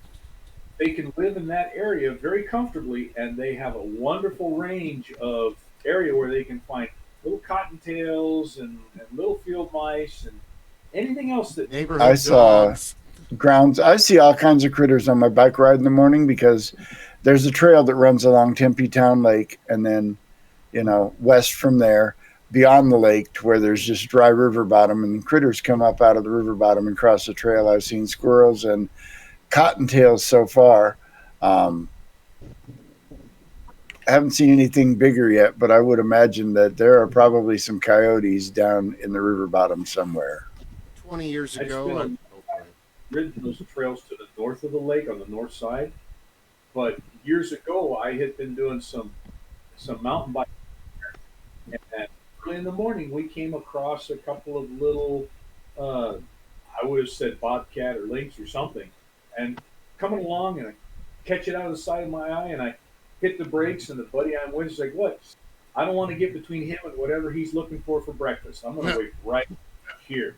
We're not going to move for a Now, second. most of the time, they'll hide and avoid you. You won't know they're there. But the other day, I saw a crane. There's a crane that lives on the Tempe Town Lake. I saw him, just standing doing the one leg thing that birds do. Yep. Didn't we have a large egret population out there in the wetlands to the northeast for a time? Possibly. I know there are ducks too. When you went on the 202 or the 101, you would see them in the marshes that are right there during the wet seasons. Which don't Sometimes happen in the very early often. morning, you can catch them flying. And we have so many lakes in the valley, that man-made lakes for multiple purposes, out towards Avondale and Litchfield and Goodyear. They actually, for a long time, they were building the lakes out there as their gray water recovery areas. So they have multiple lakes that they then move the water through as settlement ponds for their gray water recovery. So after something, if it's been cleaned and processed, they'll push it through those lakes. And in those cases, you see places you hear about, there's pelicans that are hanging out here. There's cranes, there's egret, there's all kinds of water birds living in these lakes during different times of the season, during times of the year. And it's like, wow, this is a desert. But when you look at it in those areas, you would not be thought crazy to think you were someplace completely different. Like going up to, where the London Bridge is, and there's all these seagulls. And why are you guys here? Havasu. Good old Lake Havasu. The wide spot in the river. The way to Laughlin. Stop in Havasu. There's London Bridge. Okay, get back to the car. Let's go. Yeah. That's right. Unless you're gambling, get back in the car, kids.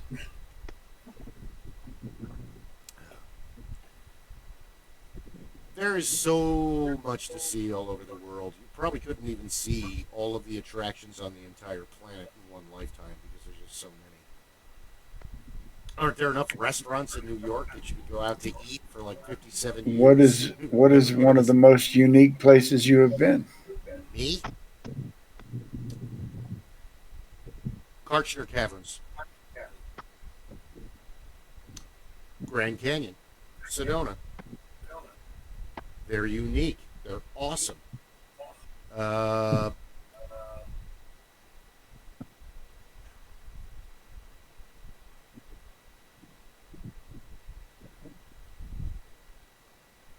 I'd say the most awesome place that I ever visited was we took a bus trip in Germany down to the Mediterranean coast of Spain to this little town called Lloret de Mar. And I've never seen water that color before or since. So clear. The beach was like little pebbles. And we rented dirt bikes and went riding up in the hills behind. And, you know, there was a couple of spots where you could look out and see the Med. And it was just breathtaking. But what really stunned me is the vegetation and the terrain when you got away from town. If it wasn't for the 90% humidity, I'd swear I was in Arizona. The plants, everything looks the same. Creosote, sage, little short pokey things. They probably weren't all the same plants, but it was that's what it felt like. It's like, all right, if the desert had 90% humidity, this would be Arizona because it looks exactly like Arizona. It was like, yeah. Well, what is it? You get up to like Sunset Point and beyond, you know, like that. Sunset Point's pretty mind-boggling. Well, by the time you're in Cottonwood, you're in trees, which you don't really have a whole lot of wild trees growing around in the middle of Phoenix. They've been brought by humans. I don't think this part of the desert, there are no indigenous trees. There are things that we take for granted as trees that genus-wise aren't actually trees, like the Palo Verde and the scrub oak. Those aren't trees. No. I guess the Joshua tree is an actual tree, even though I think it's freaking cactus. It's a cactus, but it does. They get huge, like saguaro, huge. But even a saguaro, that's a tree, but it's not really a tree. It's no more than an Acatio. Not like tree. It's not a deciduous or a fir, so it's not really a tree. Coniferous. The most unique place I've ever been has to be up on the reservation headed towards Moab. As you get up past everything else where it is absolutely a lunar landscape. Nothing is growing. The earth is what was the bottom of a giant ocean before. And it is pure. I mean, it is shades of white. And nothing grows there. And I've driven through that with my dad. Monument Valley is. It's an amazing place. When you look out there and you start to think about it, you're like, okay, we're driving along. Look, there's cottonwoods over here, and we've got trees over here. And all of a sudden, you come up and you crest over rise, and it is absolutely barren as far as the eye can see. You're looking in the rearview mirrors. You're driving. So what place did I cross? What barrier did I cross through? And somehow ended up on this barren lunar landscape. Why am I on another planet? Come here, sweetie. Yeah. You have Speaking to expect of another planet. Everything you've ever seen in every science fiction film, you're waiting for the land speeder to come across, and there's this guy it's the Tusken Raiders, and you're like, okay. Oh, Tusken Raiders. Roll up the windows, kids. Keep moving. They have recently announced that for the first time ever they are going to allow people to start hiking the meteor crater. Really? Really? That's curiosity. That's Yeah, there's so far. Yeah, it is. I've been there. It is a very, very large, impressive hole. But they never let anybody go down in it. No. I know they have they have a way down in it because they had a structure down there. I'm sure scientists do their science things there. Science things. Yeah. That is, yeah, you're right, Rob. That is one of the most impressive things that you could ever see. You can walk up on it, you drive up, and they have pictures, and they show you the aerials and all the rest of the stuff. And then when you get to the observation station there, and you look out across it, and you think, "Wow!" And you know, having grown up here, I went to the Grand Canyon, I went to Canyon de Chelly, I've been to all these places. And you look at it and you think, "Okay, I've seen big holes before; they're naturally made." And then somebody taps. This one's perfectly round. Big rock, fall from sky, blow up. And of course, you drive very bad for an hour through another blasted landscape to get to it. Yeah. There is nothing grows near where that meteor came down. It's almost the same air. Okay. Meteor crater is off the 40. It's near the top of the state. And when we say the top of the state, that's kind of a misnomer because we're talking more about Arizona than we are Dracula on episode 70, but I'm okay with that. So we're kind of wondering. There are places that you guys are talking about the desolation that are actually quite common all over the state. So there are dinosaur footprints at the top of the state by a place called Tuba City. And it's out on the reservation. And there is nothing out there but these dinosaur footprints. They're also close to the Painted Desert, if I remember correctly. Because I thought we had to go north to see the Painted Desert. And the Painted Desert is beautiful, and it looks amazing. But compared to all of the other amazing things in Arizona, it's tiny. It's like this little patch of sand. It's not this, like, you know, hundreds of acres of the sand, and it's not like that at all. It's like this one cool little place where a whole bunch of wind carried a whole bunch of minerals, and they just happened to meticulously be dropped in an OCD nightmare for most of the humans that are on the planet. The white is bleeding over. So then on south of that, near the New Mexico border, out way past Payson and all of that, you have the Petrified Forest and Wapatki. And if you keep going east, you'll eventually run into Chaco Canyon, which is in New Mexico, which is... we went through Chaco Canyon on a detour coming back from Chicago. The 40 was blocked for some reason, and they detoured us south through Chaco Canyon. It was freaking amazing. We didn't know it was there. Yeah, I've seen probably 5 documentaries on Chaco Canyon, but I've never been there. Also out in San Juan County in New Mexico is the Shiprock, if you've never seen it. Pictures. We used to see it every time. My grandparents lived in Farmington, New Mexico, which is near the Four Corners. And so I remember there's a 9 or 10 hour road trip. And I remember Four Corners waiting to see Shiprock. The Shiprock was a highlight of art as a little kid.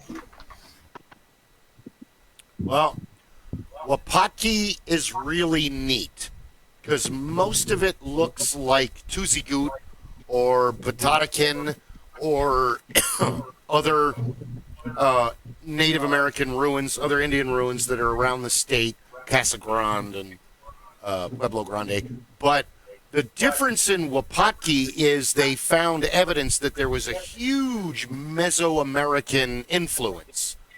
And they found this by not only finding, remains of people who had different shaped skulls a little bit, and they had their teeth filed down, which the Mesoamericans, some of the cultures were known to do that.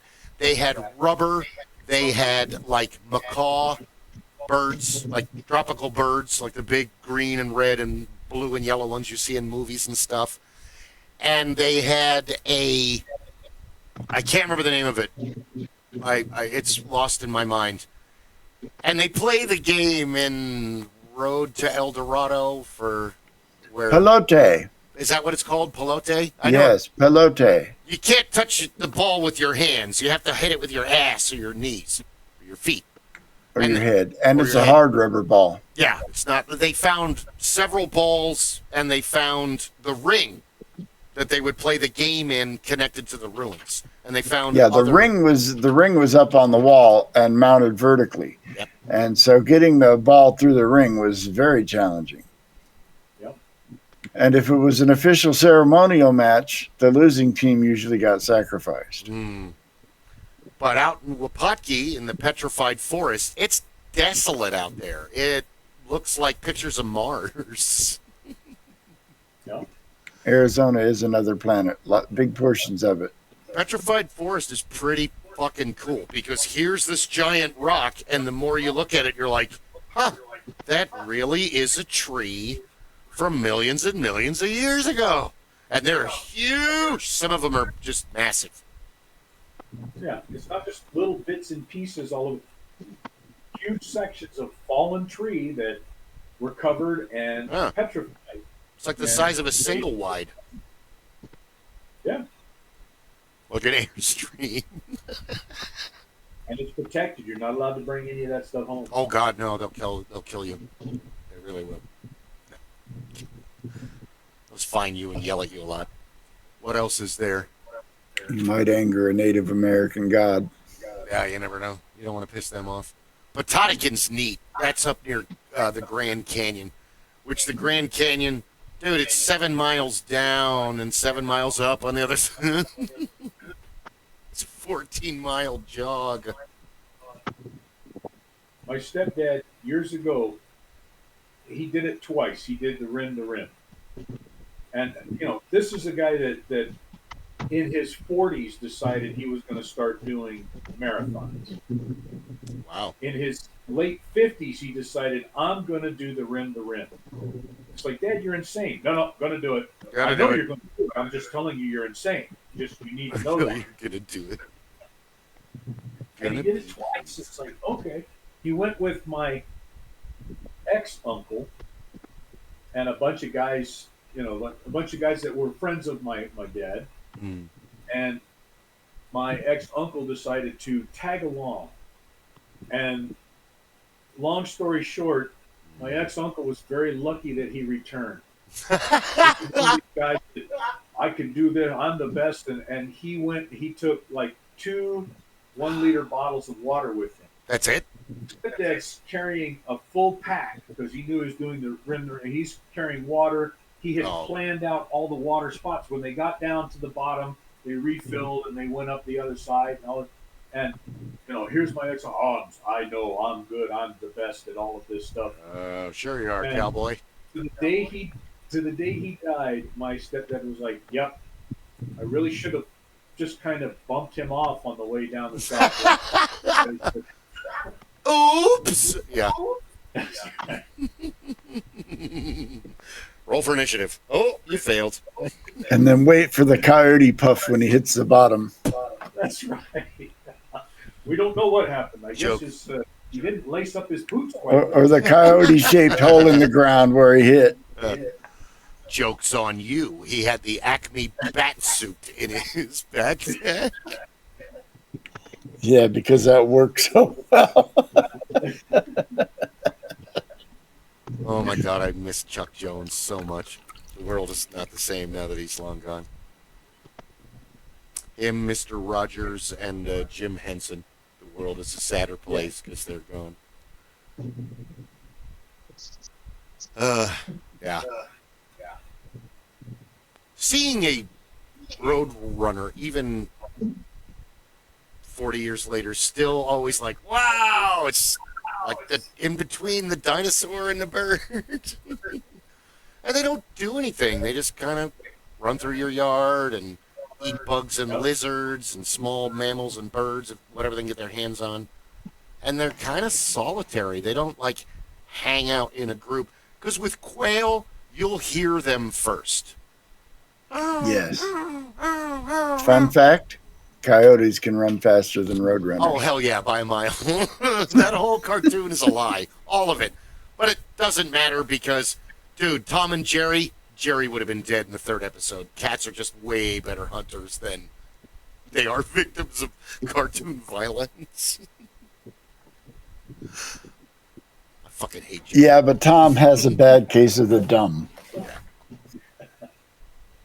We're learning that in everyday life.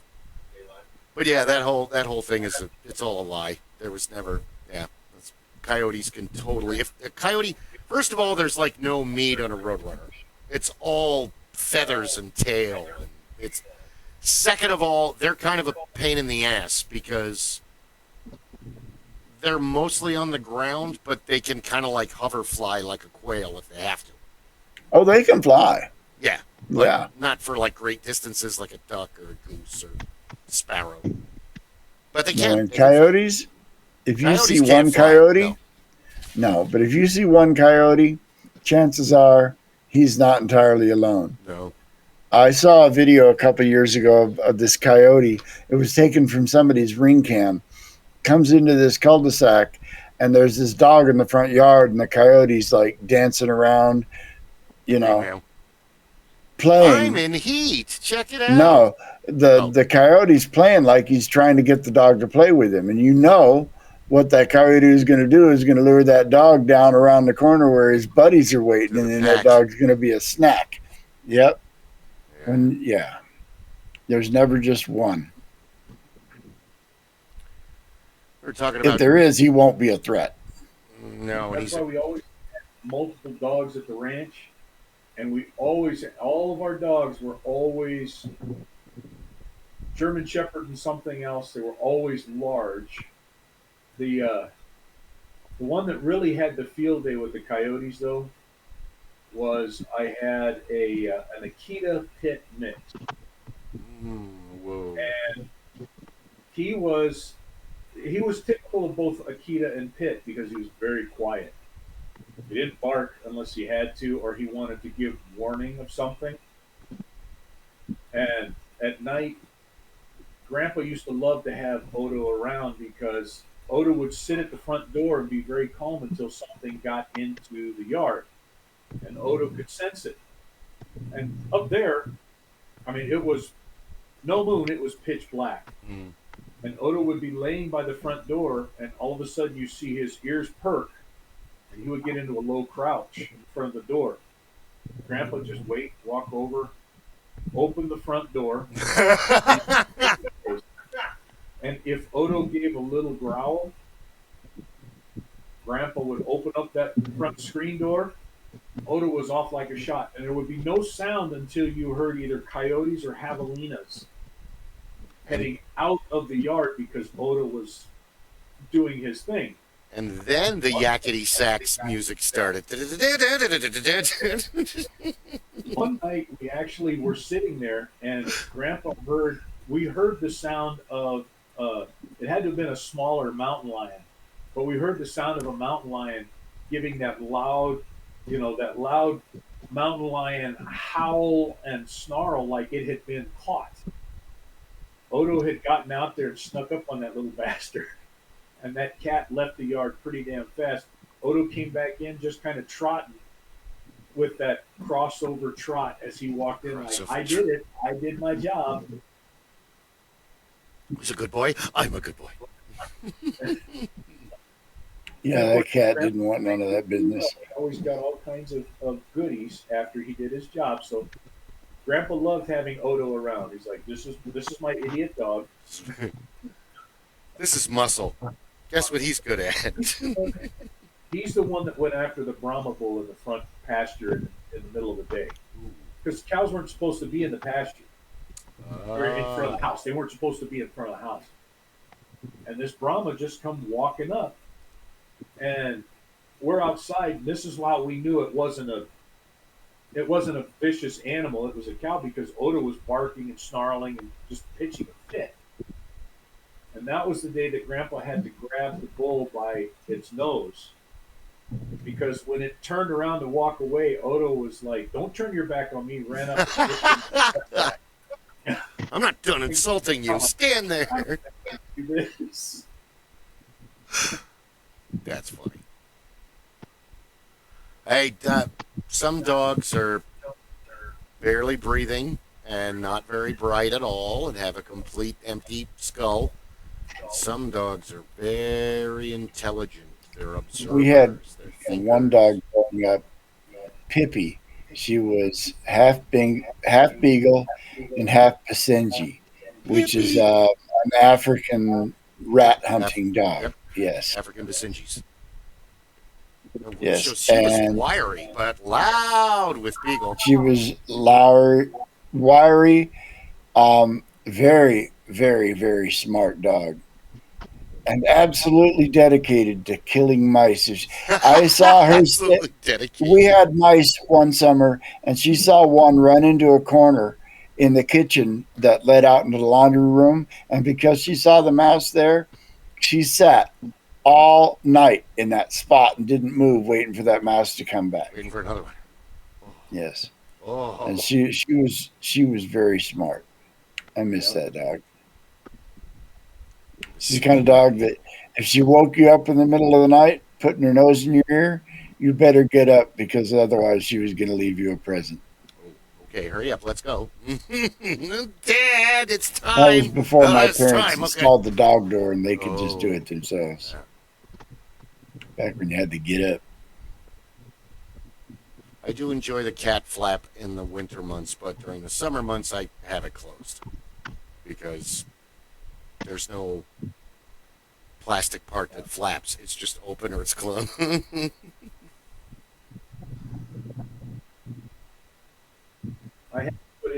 When I had the door, that back door put in the house here, the Arcadia door, I made sure they put the biggest dog door they could in there because I didn't want to have to. Fenner, I had one of the insert doors, and he used to kind of have to go dip low to get in and out of the door. Now he loves it, and he can get in and out without having to dip low. And he doesn't run out the door anymore. He used to barrel through there. He would barrel through that door to get to whatever was outside. But now he's realized if I don't hit that door like a shotgun blast, I can get outside and potentially get closer to whatever the hell is in my yard that's not supposed to be there. He's become wise in his years.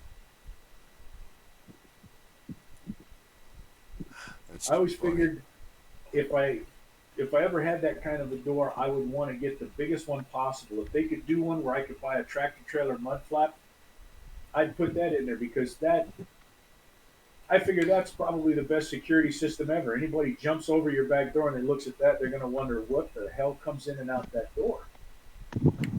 Yeah, mud flaps pretty damn heavy duty. I used to sell them.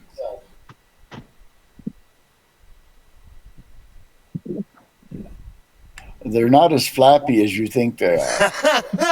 They're not as flappy as you think they are. I need to return this one. Why? When you not enough flaps. That's right. When you have a black bear that It's goes about- in and out through that flap, you know you got trouble. Yeah, it's a 3/4 inch piece of basically tire rubber. It's not very flexy at all. I used to sell them. I was amazed. I thought these things were more bendy. You know, at 70 miles an hour on a highway, they kind of get bendy. And I guess after you break them in, they get flappier. But yeah, they're not. I can still see they would not slow Fenrir down. No, Fenner wants to get outside. Fenner gets outside. Fenner pushes me out of the way at times. I people come to the front door, and usually you guys have seen it. Usually people come up to the front door. He's, oh, hi, okay. Dad allows you to be here. There have been 4 incidents since I've been in this where people should not have been at my front door. And Fenner has worked damn hard to push past me to make sure that those interlopers understood that whatever vibe they were giving off, he did not appreciate. Yeah. Well, he always barks at us, but it's not the same. It's a different bark. He's happy. It's a to see- greeting yeah, bark, It's yeah. yay! It's not who the fuck are you? Yeah, you guys get the higher octave. We do. Kathy, when I was living in the apartment with the two dogs, Kathy took Fenner for a while for me. She called me up one night. She says, "I now know the difference between Fenner's barks. Somebody had jumped into her backyard around midnight and was running through the backyard. Excuse me for 2 seconds. She heard Fenner's warning bark and growl. And she said it dropped an entire octave and scared the shit out of her. She opened the back door and just turned him loose. So go, if there's that much of a problem, go take care of it." And she said, nobody ever came in their backyard again. It was rather interesting.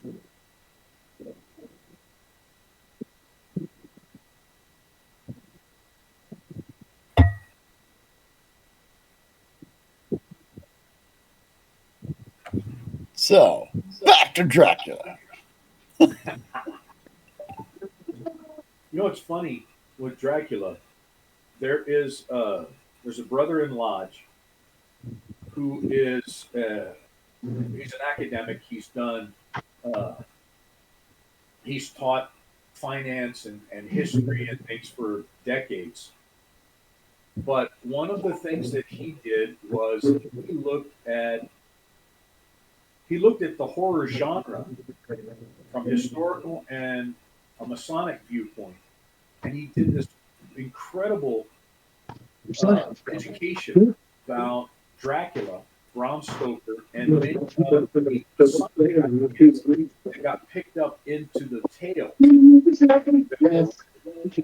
a curious idea when he went through it. It was rather interesting. A lot of interesting parallels that he called out. I'm going to have to see if I can get that again. I think you guys would get a kick out of hearing some of it.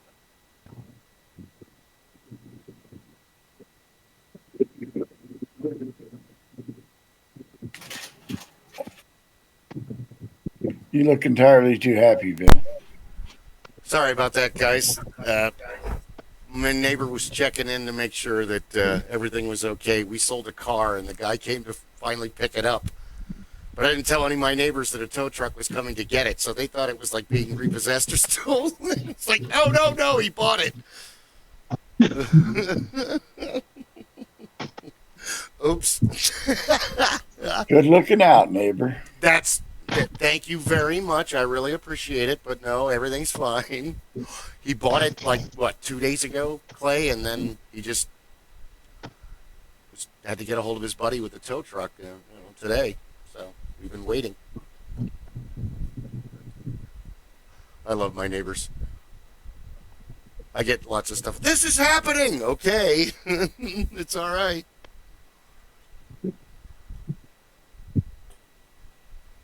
Yes, I've lived in this same spot for, I think, 20 years now, and I've had some interesting neighbors come and go.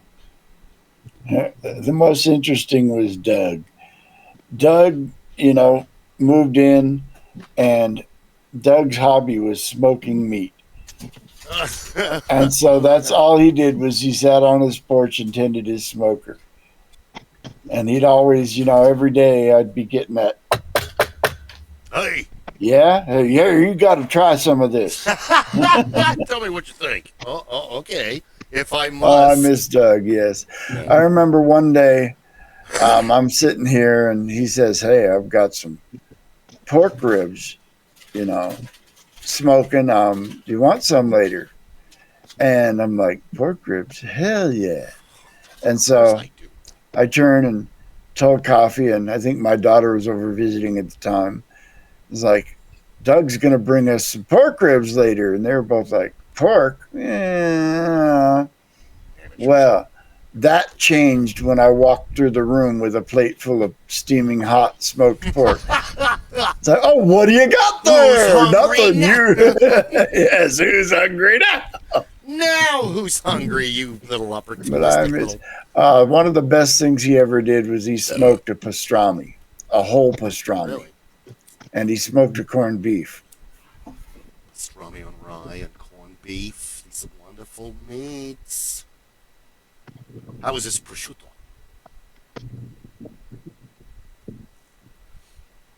I love Yeah, this we're not. Romeo and rye. Or a good Reuben. I love sauerkraut. Yeah, I like sauerkraut when you take a gob of it and you throw it on a hot griddle and let it sear on one side. Okay, wait a minute. Let's look at something, and hopefully Rob will be back soon. Okay. Who came up with this, if you think about it? Because I'm sure we can add to it. Kimchi and its German cousin sauerkraut. They're really kind of made the same way, if you think They about it. are.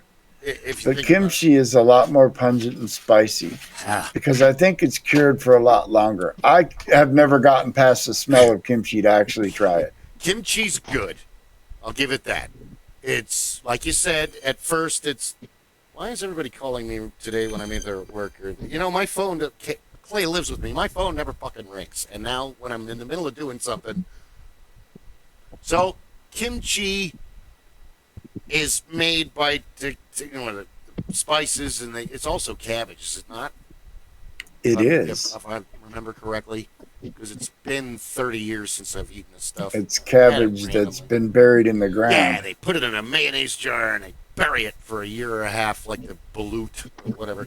And then they, but that's Chinese. And then they dig it up and then they eat it, you know.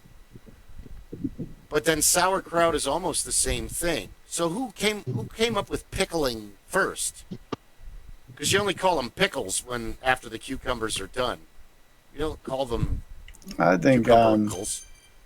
I think they were pickled cucumbers because pickling was a way to preserve vegetables, and they pickled everything back in the day. I wonder if pickling happened via accident or via, an experiment. Certain things will pickle and certain things won't. Can't pick. Well, I guess you could pickle tomatoes. It'd end up being more of a sauce. Yeah. Kind of a gross sauce, too. Well, because you get eggs. Would be. Might be good. That's the right shit. Pickled eggs, pickled beets, pickled artichokes, pickled onions. Pickled onions. I like pickle this and that. So I'm curious as to who came up. Well, I have the internet in front of me. Why don't I? I think it's curious started with brining things, Well, olives are brined, and they're some of the first. Yeah. The Greeks were sitting around and they say, these fruits are terrible. I bet if we soak them in salt water, they'll taste bitter. I think it was probably more like somebody picked one up out of the beach and it was like all kind of like, it looked different. So the brave soul tried it, The brave soul. I want to know who the first person was that pried open a clam and said, that looks tasty. That's not in there? Yeah, I'm going to eat that.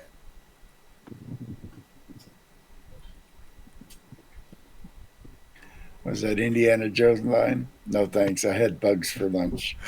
Mesopotamia, 4,000-year-old preservation method discovered in 2400 BCE. It's BC.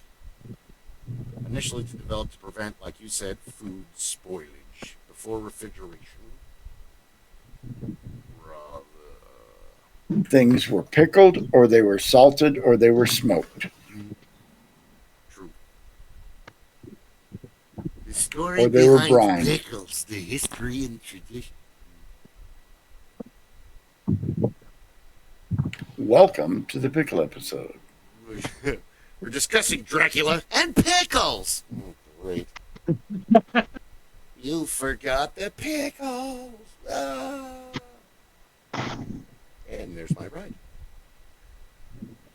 Yeah. Hannah was pickling everything for a while there. It was mason jars aplenty, and she gave me a lot of it, and I ate it all. It was very good. I like it when people give me food. Yeah. So no oldest child. She is awesome.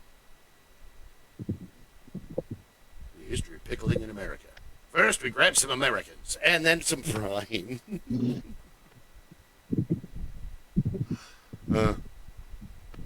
So Mesopotamia, there's my answer for the history of pickling. So it's probably one of the oldest known preservation methods. Let's take these veggies and put it in our bad wine. Why? Oh, never mind. This is good. Then we'll make antipasta later. Have it go. Pasta salad.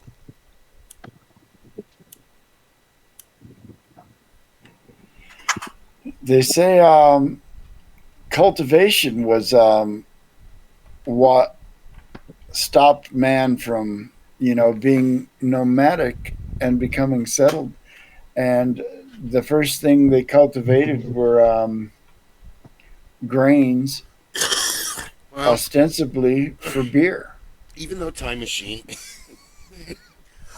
is science fiction and a statistical impossibility and a mathematical impossibility too,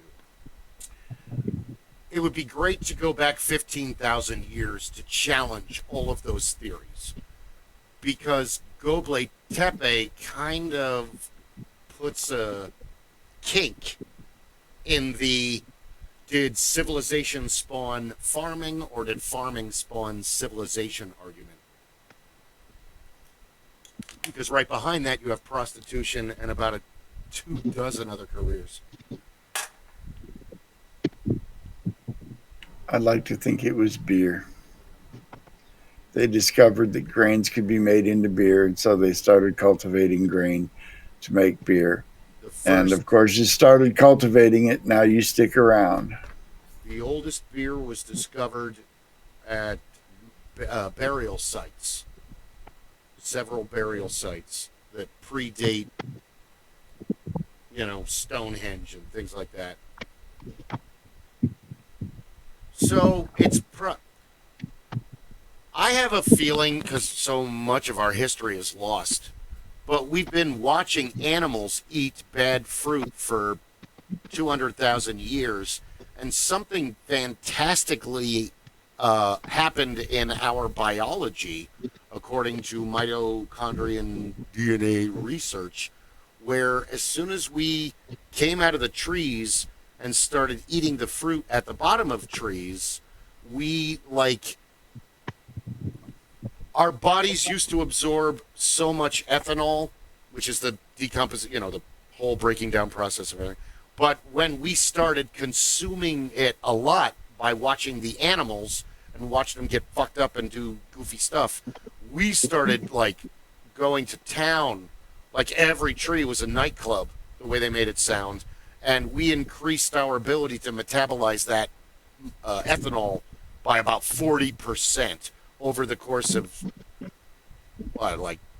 50,000 years, probably even less than that. Don't quote me on that last part. That's not scientific. 100% pure barf. But there is that switch over and it's the same with mushrooms, it's the same with weed and all the plants that, put a spring in your step and everything's so green, coca leaves and all of that stuff. So every single culture there is, and humans before they had culture, we've been into drugs for a long time. They've been legal a lot longer than they've been illegal.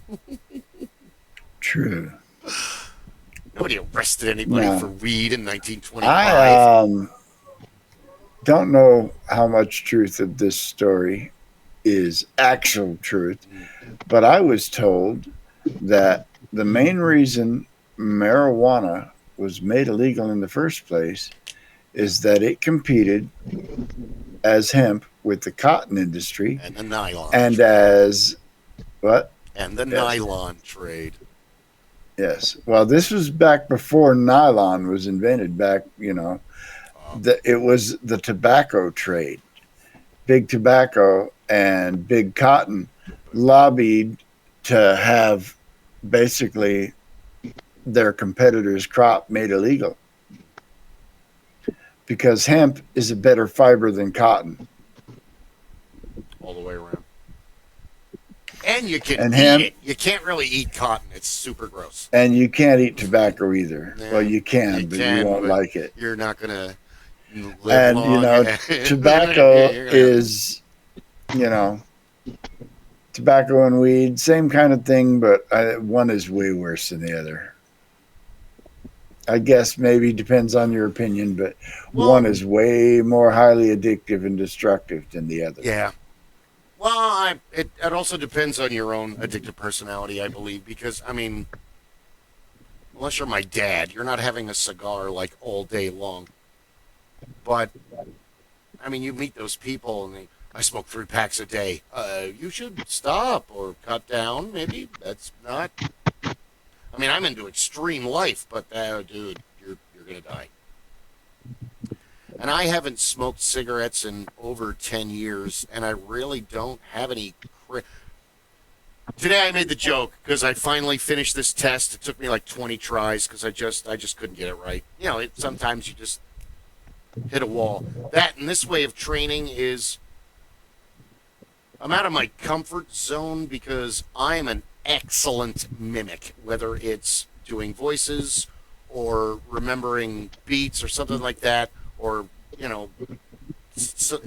so when I'm learning as a CSR, after you go through the whole class with me and I really have to focus to absorb all of the book smarts, you get me out on the floor. Now I've got a photographic memory for what people said and how the interaction goes, and what keys they're pressing and where they go on the screen and how they navigate the proprietary software. This is like playing a video game all by myself with an AI. Yeah. So I said at the end of the class today, to one of my 2 trainers, I really hope, thanks for sticking with me, and I hope my antics kept you, because we were in the same room when I was doing the thing, and I could hear him laughing every time I had a meltdown. Because you have to do everything just right, and Clay was probably laughing at me too, because I'd like, this, and all of a sudden I would scream at the top of my lungs, because if you just miss one thing, you failed. Yeah, see, he's smiling because he's heard me do this for the past 3 days. I'm like losing it in the kitchen, yelling at a computer AI software program. You bitch! Yeah. Yeah, thanks for not firing me yet, because now you already know I'm crazy. Venus, come here, baby. Kidney failure, cat. But yeah, you can teach an old dog new tricks. I am learning. I've done a lot better.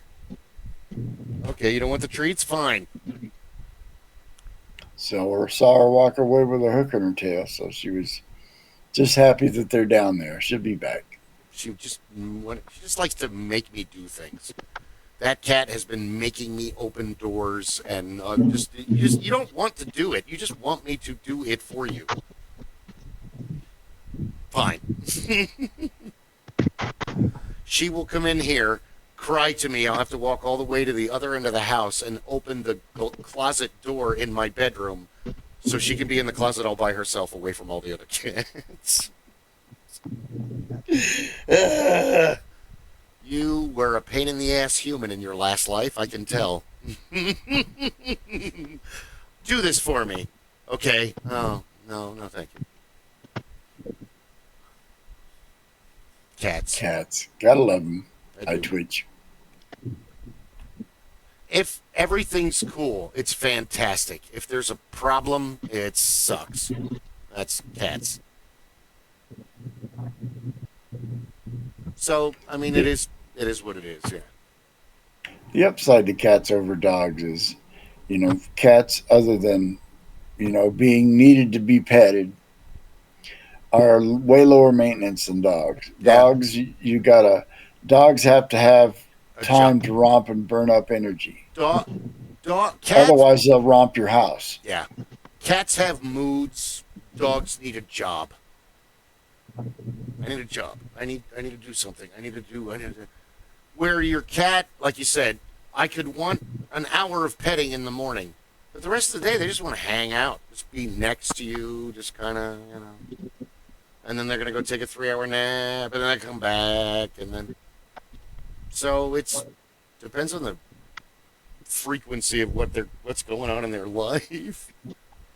That's what I like about dogs, though, is dogs will never not be happy to see you. You can go out to your car to get your other pair of glasses, and when you come back in the door, the dog is jumping up and down for joy. He came back! Yeah, Master, you have returned. Who's the comedian that goes, if you ever want to tell who loves you more, your wife or your dog, lock them both in the trunk for an hour and let them out. Guaranteed He your was dog will be happy happy to to see see you. you. Yeah. What the fuck are you doing? Oh my god, I'm so sorry. I have to go find that joke now.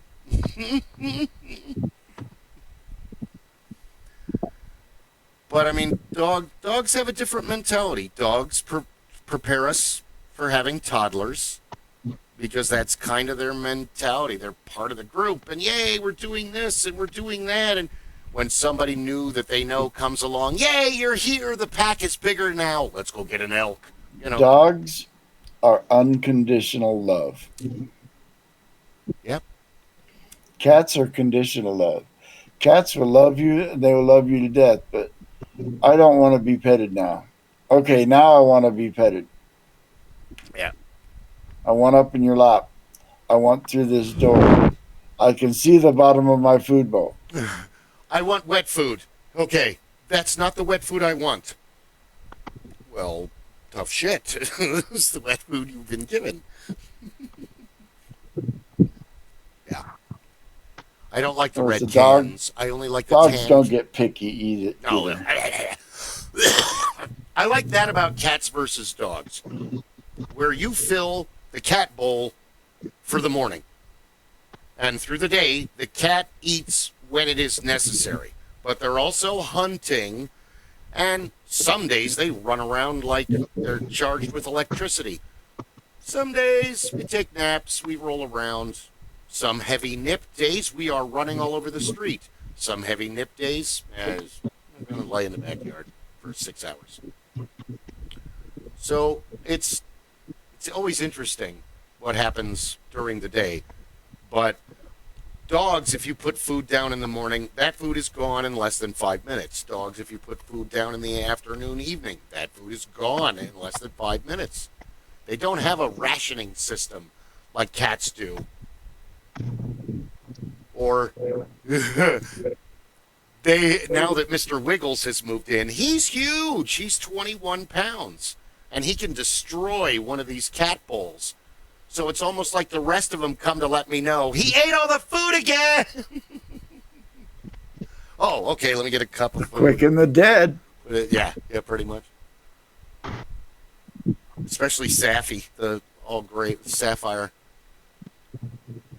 Because they each have their own personalities. It's, like that book, the kids' books. There was a kid's story called Rabbit's Habits about 3 little rabbit brothers. It was like a toddler book.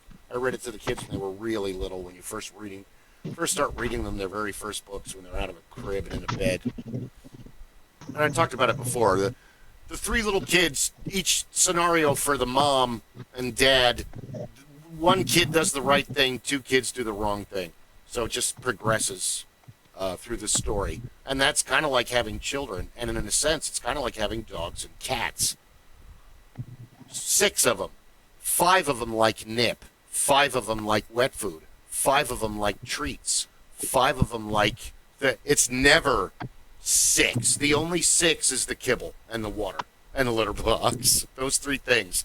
Other than that, Venus doesn't like nip. The rest of them do. Saffy doesn't like wet food. The rest of them do.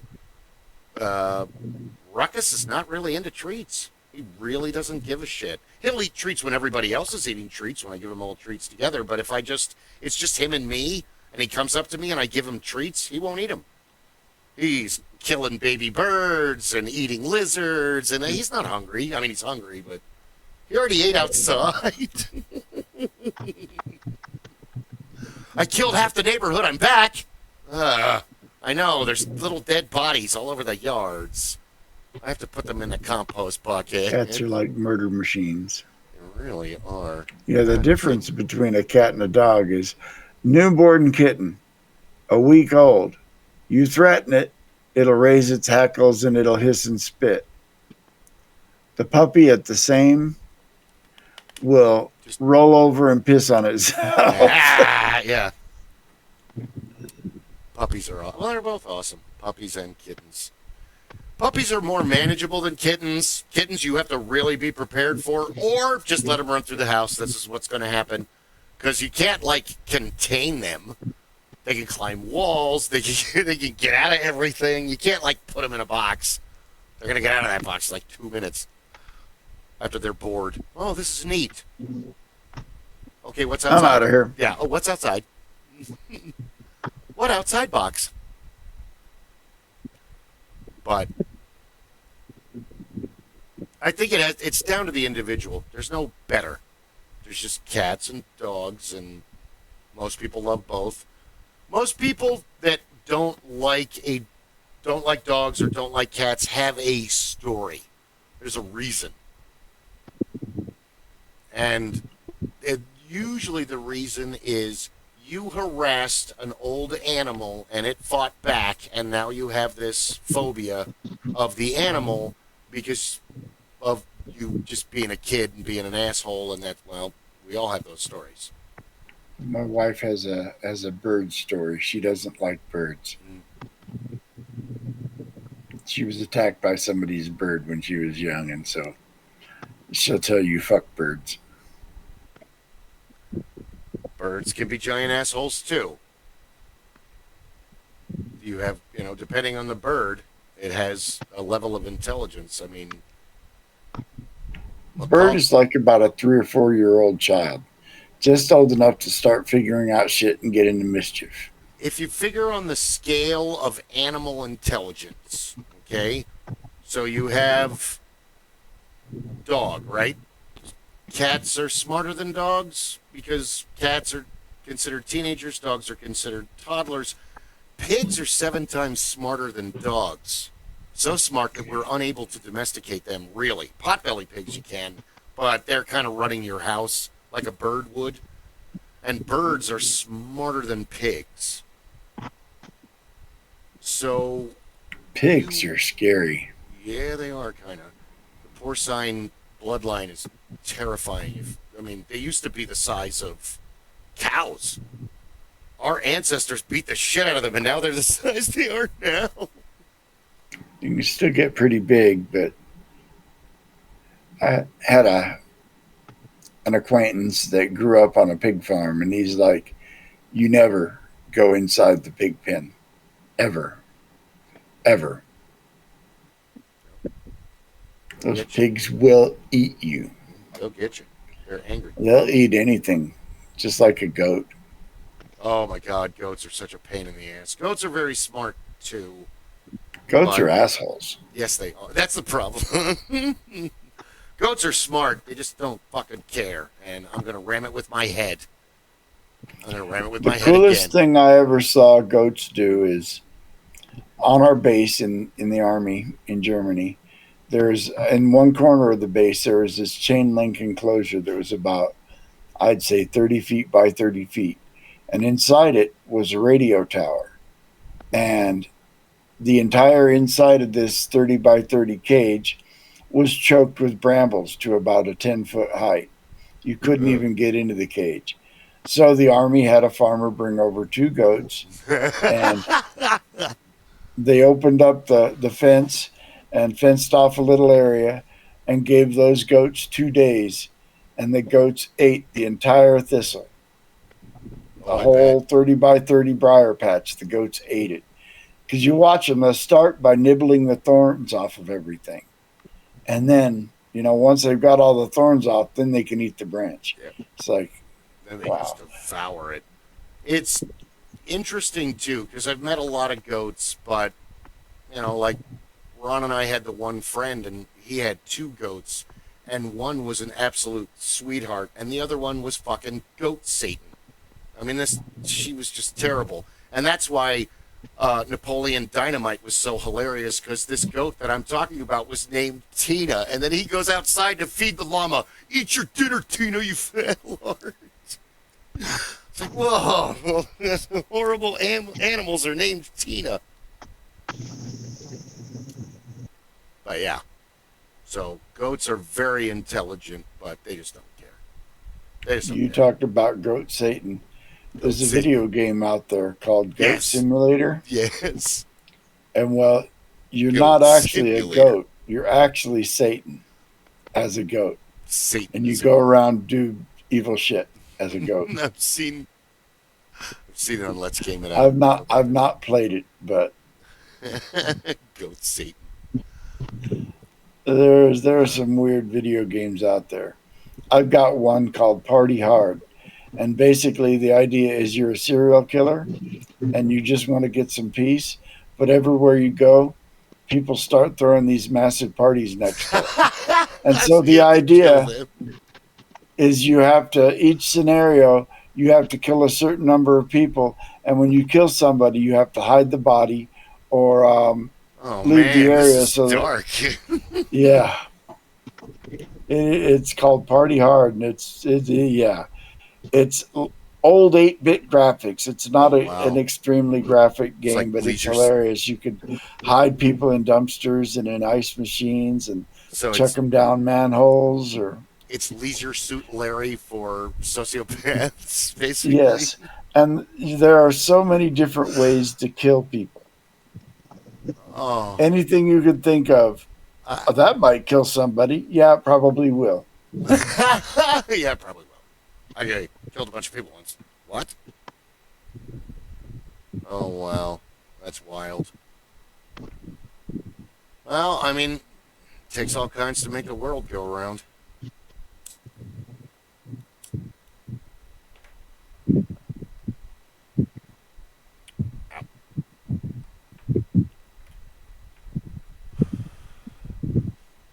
Well, there's that video game, In Silence, where one of you is the monster. One day we'll get to play that. We all got that. Then there's the other one called Oh Deer, where one of you is the hunter and the rest of you play deer. You run around jumping and farting, and yeah, it's really stupid. My wife Coffee plays one called Dead by Daylight. And it's what they call an ASIM or asymmetrical video game, where you have one guy plays a serial killer who serves the entity, which, is some sort of dark eldritch horror that resembles a tree, but you only ever see branches come down and whatever it is, it's not a tree. Gotcha. But you have 4 survivors and a limited playing field and being stalked by a killer. There are generators in the playing field that are in disrepair. If you can get all the generators running, it'll allow you to power up and open the gate to escape. Oh. Meanwhile, the serial killer has things at his disposal. For one, you cannot harm him. There are ways to stun him or slow him down, but you cannot harm him. He cannot be stopped. Damn it. And, it's cool because they started out with a few original killers, but since they've been adding, classic horror franchise killers, they've got Leatherface, and now they've got Pinhead, Freddy Krueger, Chucky, the Demogorgon from Stranger Things, and Oni. Who else do they have? Michael Myers. And they just recently announced that Jason is finally coming to the game. They didn't have Jason because they launched a Friday the 13th game following the same formula at about the same time, and it kind of tanked. Where one of you can be Jason and the rest of the Crystal Lake. The rest are victims, yes. Ruckus. But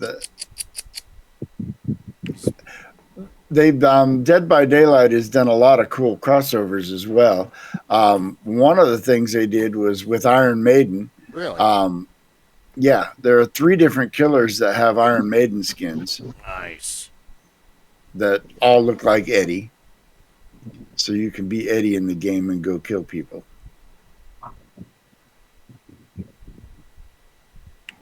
Very But yeah, cool. it is. That game makes me tense. I'm not good at it. Yeah. Well, I've been playing video games since they were new. That doesn't mean I'm any good at them. I enjoy a lot of things I'm bad at. Just enjoy it.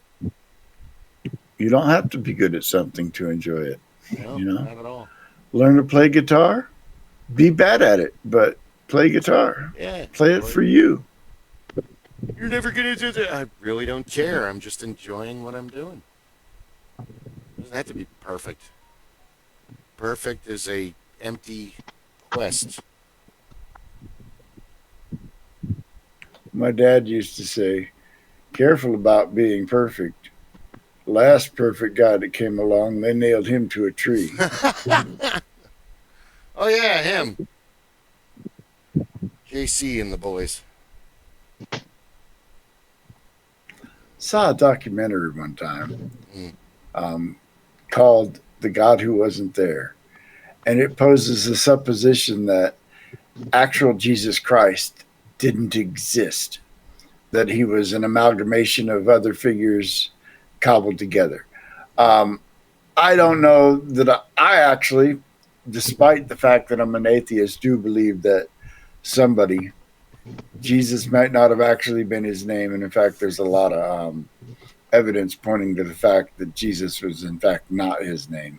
It was something closer to Joshua. But I do believe the man actually existed. I just don't believe he was divine.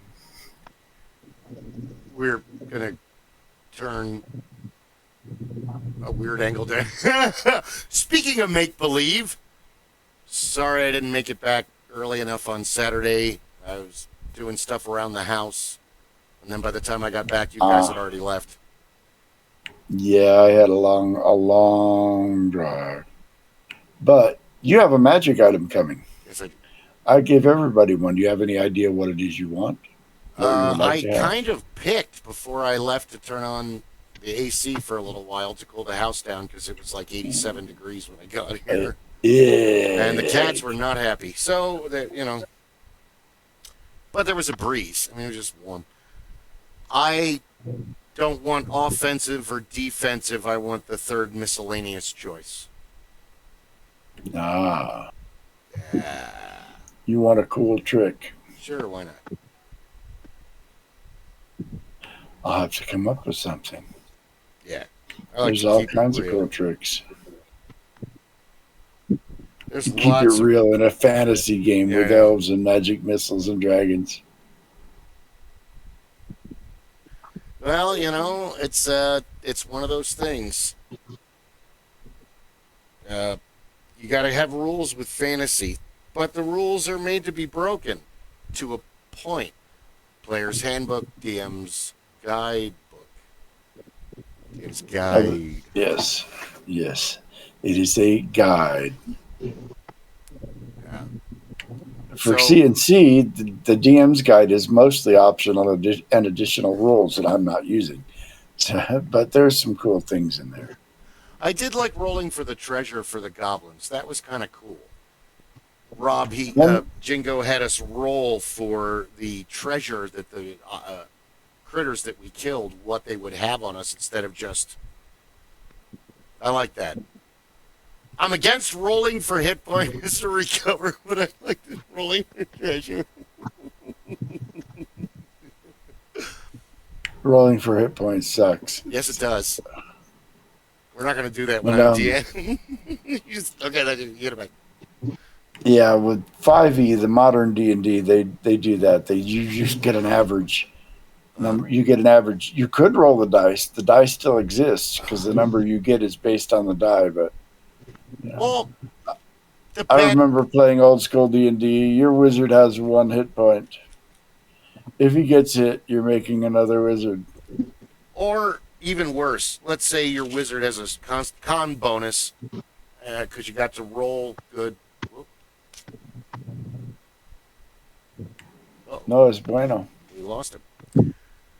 But now you got 4 hit points. Now you get hit by a goblin or a zombie or a skeleton, one of these kobold, first level, nothing enemies, and they manage to get a good hit, and they do 3 points of damage on you. Well, you know, your cleric's fighting something. This is going on. The only option you have is there he is, drinking a potion, and then you roll, and you roll a 1. Yes. So it's just, that sucks so bad. I got 2 hit points? Yeah, you're fighting 9 goblins. I hide behind the barbarian. You see, that was the idea, was with old school D&D, you were expected to have a large party, Yeah. 7, 8 people. Yeah. And so the one wizard could stand in the back and mostly do nothing until he got off his one spell, and then maybe he could throw darts. But, you know, Sling. in Because, I have a quarterstaff. We don't want you in the battle, Steve. What are you doing? You know. yeah, the idea was, and this is from a war game mentality, is if you get a wizard to high level, he's really powerful, much more powerful than his peers at the same level.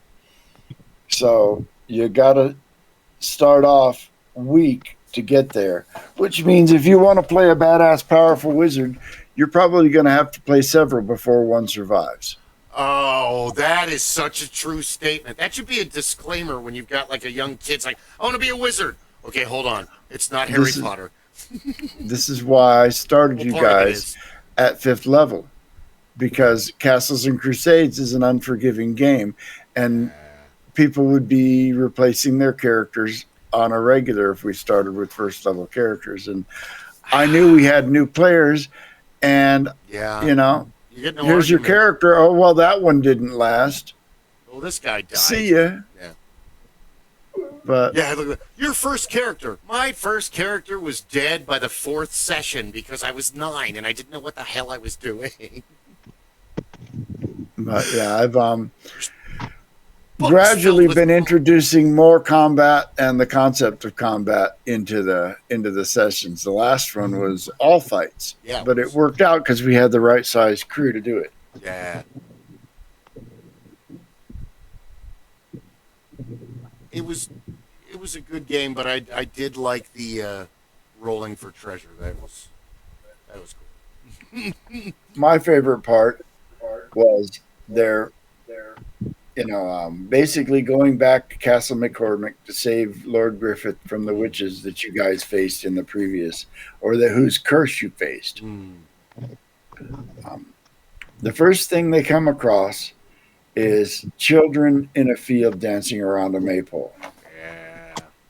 Well, the witches with their cauldron has this spell called Veil that allows you to make a group of people look like something other than themselves. So the witch had a goblin troupe and made them look like children dancing around the maypole, with the intention that the party hears the children singing, goes to check it out, and then gets attacked from behind by redcaps. Yeah, that's... The witches also had a spell called Mirage Arcana, which could create a major distortion in reality. I'm surprised, and it came this close, somebody saying, I want to disbelieve illusion. And nobody said it. Son of a bitch. Really? Nobody said it. The bridge with the trolls, the bridge was an illusion. The trolls were real. It was... Yeah, the trolls were real. Dude, one did like 25 points of damage to me. They were very real trolls. The trolls are a huge problem. They don't die unless you burn them or put acid on them. You guys mopped up those trolls. It wasn't the troll that did the damage to you. It was the Pizzotski from the hag that did that damage to you. No, you're right. No. The troll did tear you up pretty good, too. I think Chris or Ed got hit with that. The Pizzotski when the hag... Was it the Anise, the Green, or the Night Hag? I think it was the It Anise. was one of them. I forget. Because they were all kind of positioned around. But to go back to your previous statement and to put Clay's character in the mix, a wizard at 1st level and a monk at 1st level the monk is just gonna trounce the wizard. The wizard is maybe gonna get off a sleep spell or burning, or magic Depending, missile. say if we go back to first edition D&D or second edition D&D, Second. if that first level wizard, if his one first level spell is color spray, you're done. Yeah. You're Yeah, just you're done. done If with he wins colors. initiative, you're done because there's no saving throw. And if you're not at least 4 hit dice, there's no saving throw, and you're just down. Yeah. You're done. I played an evil game, and I played a first level transmuter wizard, and I had color spray, and the rest of the party was afraid of me because the color spray could take the whole party out. Really? Yes. If I caught them in it, because nobody got a saving throw. Good point. But on the reverse, if there was distance between the two characters and you had a 17th level monk and a 17th level wizard, if the monk can close the gap, it's over for the wizard. But if the wizard could take the monk out before... Yes, because the monk is going to go up there. He's going to hit that wizard with a stunning strike, who is probably going to fail his constitution saving throw against it. And boom. But if the wizard can get off enough spells before the monk closes the distance, because monks are like the barbarian without a weapon, because they don't have a lot of heavy magic stuff, really. Not traditionally. There aren't like, ooh, I'm going to get a monk belt of solace or whatever. No, they're just basically a soak tank. Yeah. Oh, can they soak damage? All the constitution. Yeah, they're a bonuses soak and tank. You everything don't else. have a great armor class, but you have more hit points than the next two characters in the party combined. Well, because Chris and Nathan were like, Clay, you should go. I think they wanted you to attack one of the other hags. Do you remember? Because you like punched the cauldron, and it like. Punching the cauldron was a good move. Well, Aunt B also helped by, like I said, severing them from the abilities of the cauldron. Was a big thing because they were brewing up some lightning bolts. I was standing in their kitchen with Mary, and one of you came in, and we were talking about it, and the subject of Aunt B came up. And then Mary looked at me, and I said, no, we're actually using the Aunt B from the Andy Griffith Show from Mayberry. And Mary was, oh, I would have played if I had known I could have been the Aunt B. You'd be anybody you want. Yeah. Mary and Ed have been together for like almost 40 years, and he was really into it, but she's just never played. She's not really into dressing up or Halloween or any, So, okay. You dress up every time you go into surgery. I mean, Is she a doctor? she was like a heart surgeon nurse when she was. I mean, she's retired now, but she still volunteers all the time for COVID and for any medical stuff going on, and so. Well, she's welcome at our table. I told her she was. Absolutely. Well, I think that we should play mahjong with her first, and Ed doesn't seem to that's her thing, It's like, dude, mahjong is kind of fun from everything that I've heard. Like mahjong is like a set of cards. There's not just one game you can play with it. That I've heard, because Mary said they play two different games. There's a dirty mahjong, and then there's like a self mahjong, which kind of sounds like solitaire mixed with rummy. I know that one. Basically, the tiles are stacked in a pattern, and you have to remove tiles from the top. Mixed with Jenga.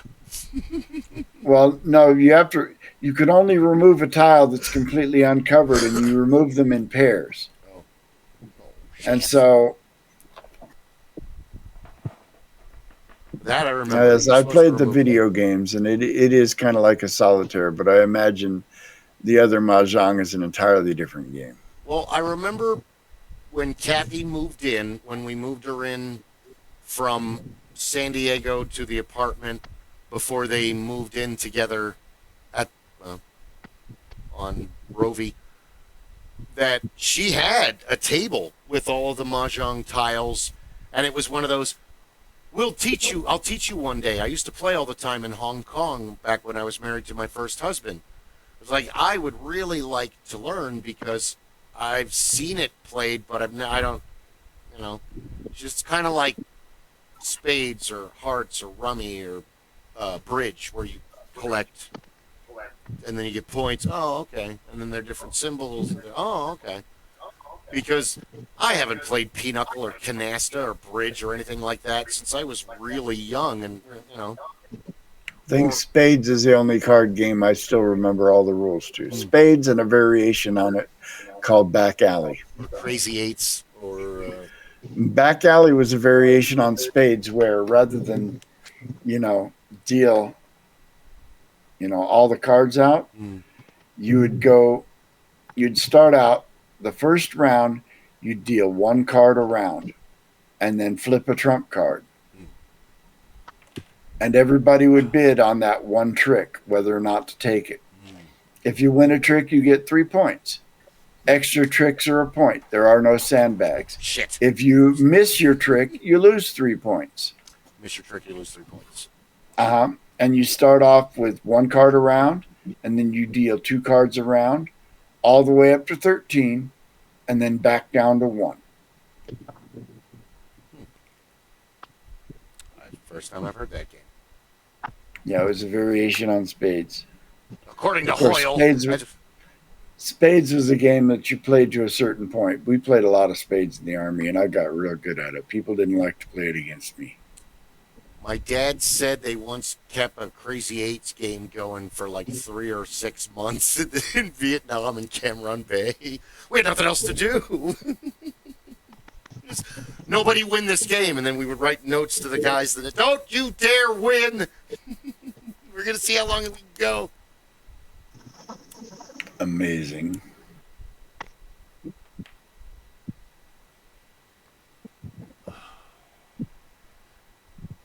But yeah, it's interesting to disconnect because it's the same thing with a fighter. If you had a 17th level fighter and a 17th level wizard, he would have to have an ungodly amount of extra magic shit to do damage to the wizard and to be able to close the gap.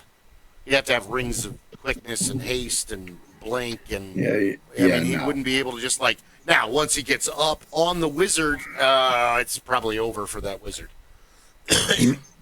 Yeah, but a properly played wizard, he never gets there. In old school D&Ds, in the newer D&D, character classes vary in what they can do, but they're way more balanced. The ultimate answer to which character class is well, she's rubbing on my screen. She does it all the time. That's why it looks like there's an earthquake. I love you, computer screen. The ultimate the ultimate proof of the best class in Dungeons and Dragons comes to the answer from the undead. Now, you don't have a super powerful cleric type of undead critter that's running around out there in the wilderness. The humans, elves, player characters, or NPCs that are villains in the story do most of your undead summoning and undead ruling. However, revenants and what are the other ones? Not wraiths, but they were once great fighters. Specters sometimes, but they're Death Knights. Thank you. Death Knight. It was right on the tip of my Death tongue. Knights were corrupted paladins. Death Knights are very powerful. They're like 20th level anti-paladins that are also undead and from hell. Only a few rare ones of those are running around on their own recognizance. Most of them are being controlled by something or someone. Liches and demi-liches are the only free-range dead thing that's out there tooling around in the public. Yeah, because vampires have limitations, but I've always been of the opinion that a powerful undead like a vampire, a mummy, or a lich can absolutely have priest powers. People always think of a Really? lich as an undead spellcaster. Yeah. Well, people always default that to being a wizard. Why could a lich not be a cleric? So you're saying that it? Well, I guess it's up to the. Yeah. Why I not? never really thought about that way. I mean, it's a great plot line. I stand corrected. You're right. I subscribe mean, to that stereotype. I'm pretty where- sure canon says wizard, but shake things up. even in the Rule tomb, of cool. Even in the Tomb of Horrors, he's a wizard. But for most of those, He rats, was he's a wizard, but then more a of an demi-lich is more of a what's left behind after a lich has reached its expiration date. It still has a lot of the power of a lich, but it doesn't have all the intelligence of a lich. Yeah, a Sararak, I believe, was a lich in the Tomb of Horrors, because they revisit that in 5th edition in the Tomb of Annihilation. Really? Basically, a Sararak casts a spell on the Forgotten Realms, where raise dead and resurrection doesn't work anymore. And those who have been raised from the dead or resurrected are on borrowed time because they don't heal anymore. And it's all tied to this dungeon in the, jungles of Shult, the Tomb of Annihilation, basically the upgraded and, remastered Tomb of Annihilation. Yeah, a Tomb of Horrors, yes. So many tombs. But the Tomb of Horrors was Everybody's not. dead in the game. Tomb of Horrors is not meant to be a campaign thing. No, Tomb of Horrors is a brutal wasn't meat it grinder. Yeah, It was a tournament. Tournament. Thank you. Tournament. Tournament. I enjoyed your tournament games. They were fun, but you're right. They're one shots. They're not. They're Jack and the Beanstalks. Go here, do this, come back. And that's kind of what I've been doing on the Sunday games. I would like to get into a deeper, more committed campaign, but the transient nature of our player base means that a lot of details aren't going to be there for everybody. That's why we ran several sessions of Pharaoh, and then I realized, this is eventually, it's going to get to the point where people are dropping in and out. Nobody's going to know what's going on. So let's stop that and start doing the encapsulated thing. And so you want the more detailed ongoing thing? I do that on Thursday nights. I would love to do that, but you're right. We've kind of switched to the welcome to town, gunslinger. Got any law experience? Oh, them cowboys. Because that's, like you said, with Pharaoh, we were on this, Yeah, on a TV serial. Is that what you were going to say? Movie serial? Yeah, that's okay. Yeah, it was a movie serial, and we're more like we put out a TV movie once a month. Yeah. Oh, come on, man. If you I know we talked about taking a break for June. What with the Comic-Con? Oh, I'm sorry, Phoenix Fan Fusion. It's Comic-Con. They can't sue us. We're not affiliated. Yeah, I haven't talked to what's his name in a long time. But he was cool. He was always good to us. But if you said, we're going to play Toon, I'd be down for it. We're going to play Paranoia. We're going to play Big Eyes, Small Mouth. Well, Teenagers from Outer Space. I'd be down for it. Actually, I thought about it, and I think this is what I'm going to do for the next one. And it's going to require some homework from everybody that's going to play in it. You're going to have to watch the movie. And I don't care how many times you've seen the movie, you're going to have to go watch the movie so that you understand how the Warriors is going to play out.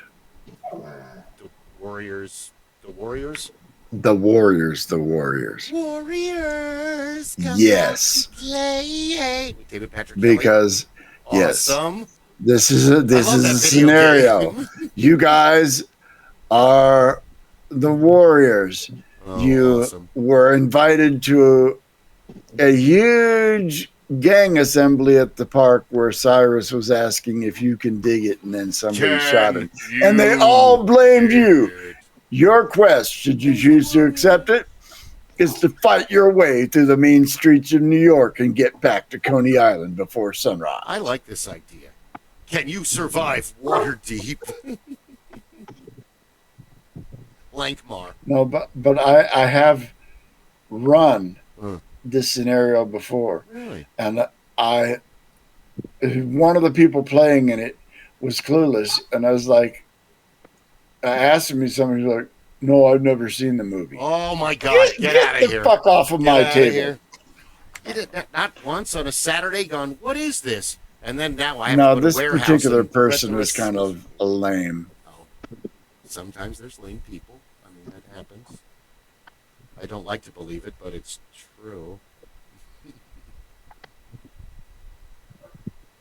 He kind of reminds me of the Steve character from The Office. Oh, okay. Woefully out of touch with reality.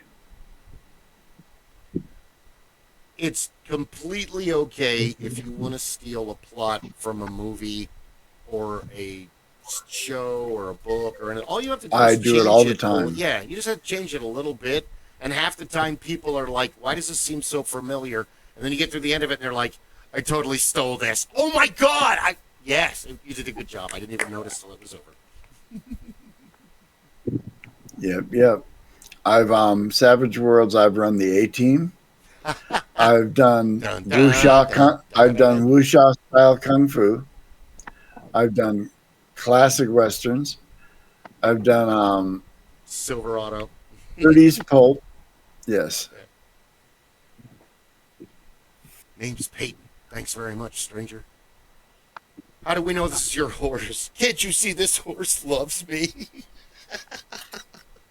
He's sitting there kissing the horse. Oh, yeah, baby, I missed you so much. And the horse is like... I love that movie so much. I got sick of it when it was first on cable because you watched it like every day. But then after not seeing it for 30 years and then revisiting it, it's like, this is an awesome movie. It's so much fun. I love Jeff Goldblum as a bad guy. That doesn't happen enough anymore. He's now like this friendly, goofy, esoteric character that has all this wisdom. He's not like Mr. Frost or, Death Wish anymore. He doesn't play those more psychotic characters that he played. The Sicilian Nonna came by. Ooh. The piece that I made for her dough extruder. Yeah. It had to make sure that she came by to give us some cookies. So the little Italian grandmother that lives up the street. Good. Oh, enjoy them for us. Lovely. They look good. Mm-hmm. Love cookies. They don't last long because I love them. I would have rather had cookies for dinner, but... You can do that when you're an adult. Nobody yells at you. Well, your doctor yells at you. But you don't listen to him. My blood glucose monitor yells at me. Your wife's all, what are you doing? No, I'm not supposed to have sugar. Yeah. And I allow myself this much sugar. Twice a day in the morning, I have a 14-ounce cup of coffee that has been sweetened with a vanilla creamer. And this is a daily ritual. And on my weekends, it might stretch to 3, 4, or 5 cups of coffee throughout the day. But that is the only dedicated sugar intake I have. And I don't put much in a cup of coffee. I just calculated it at my new job. We were talking about drinking coffee because the one guy who came in he's a manager from another department. He said he gave drinking coffee and tea and energy drinks and all that stuff up, and he only drinks water now. He doesn't even drink soda anymore. Very admirable, but I'm not doing that. But I started thinking about it. And, mostly quit soda. With Clay and I living here and we're both heavy coffee drinkers, it's like, Jesus, in a 16-hour period, I drank a pot and a half of coffee. I could do that. I I'm am one of doing those that. people. I can drink a cup of coffee an hour before bed and sleep good. Yeah. If I don't put sugar in it. If I put sugar in it and fuck with my blood sugar before bed, I'll be peeing all night long. If I'm exhausted, I can drink a pot of coffee and then still crash out. It's just That was pushing yourself. Grandpa. His Mr. Coffee. He had that big Mr. Coffee up at the ranch, and he would start a pot at 4:00 in the morning when he woke everybody up because he was making breakfast. And he was the only one that drank out of that pot. And it was what were those 10-cup coffee pots on the big Mr. Coffee? Big, yeah. Mine's 12. Uh-oh, he froze. I have a Keurig pod. Doesn't it create a lot of waste, though? I mean, all that extra plastic. Yes, it does. I really should feel guilty about that, but I mean, I love the I don't. availability of the... He really froze. Mostly because I do it at work, and I don't trust other people to make coffee at work. No. And so I take pods to work. Because there are a couple of people that can make good coffee at work, but most of them have no clue. Mm. It's like, the idea is not to fill the filter with coffee all the way up to the edge of the filter. No. What the fuck are you doing? You put in 1/3 cup, or no, 1/3 cup, and then almost half of that again. Pinch of salt. You're ready to brew, and the salt cuts down on the acidity, the rot gut, as Donnie would say. I get no rot gut from it, but yeah, and it changes with coffee makers. You get a new coffee maker, you have to play with it to see where the mix is. He froze in it. Looks like he's about to sneeze. Or have a happy ending. Oh, dude. That's rule number 3. No masturbating. Yeah, but we could have jokes about masturbating. That was really funny, actually. Well done, sir. Uh-oh, we lost him completely. I told him on Facebook, I'm like, you froze.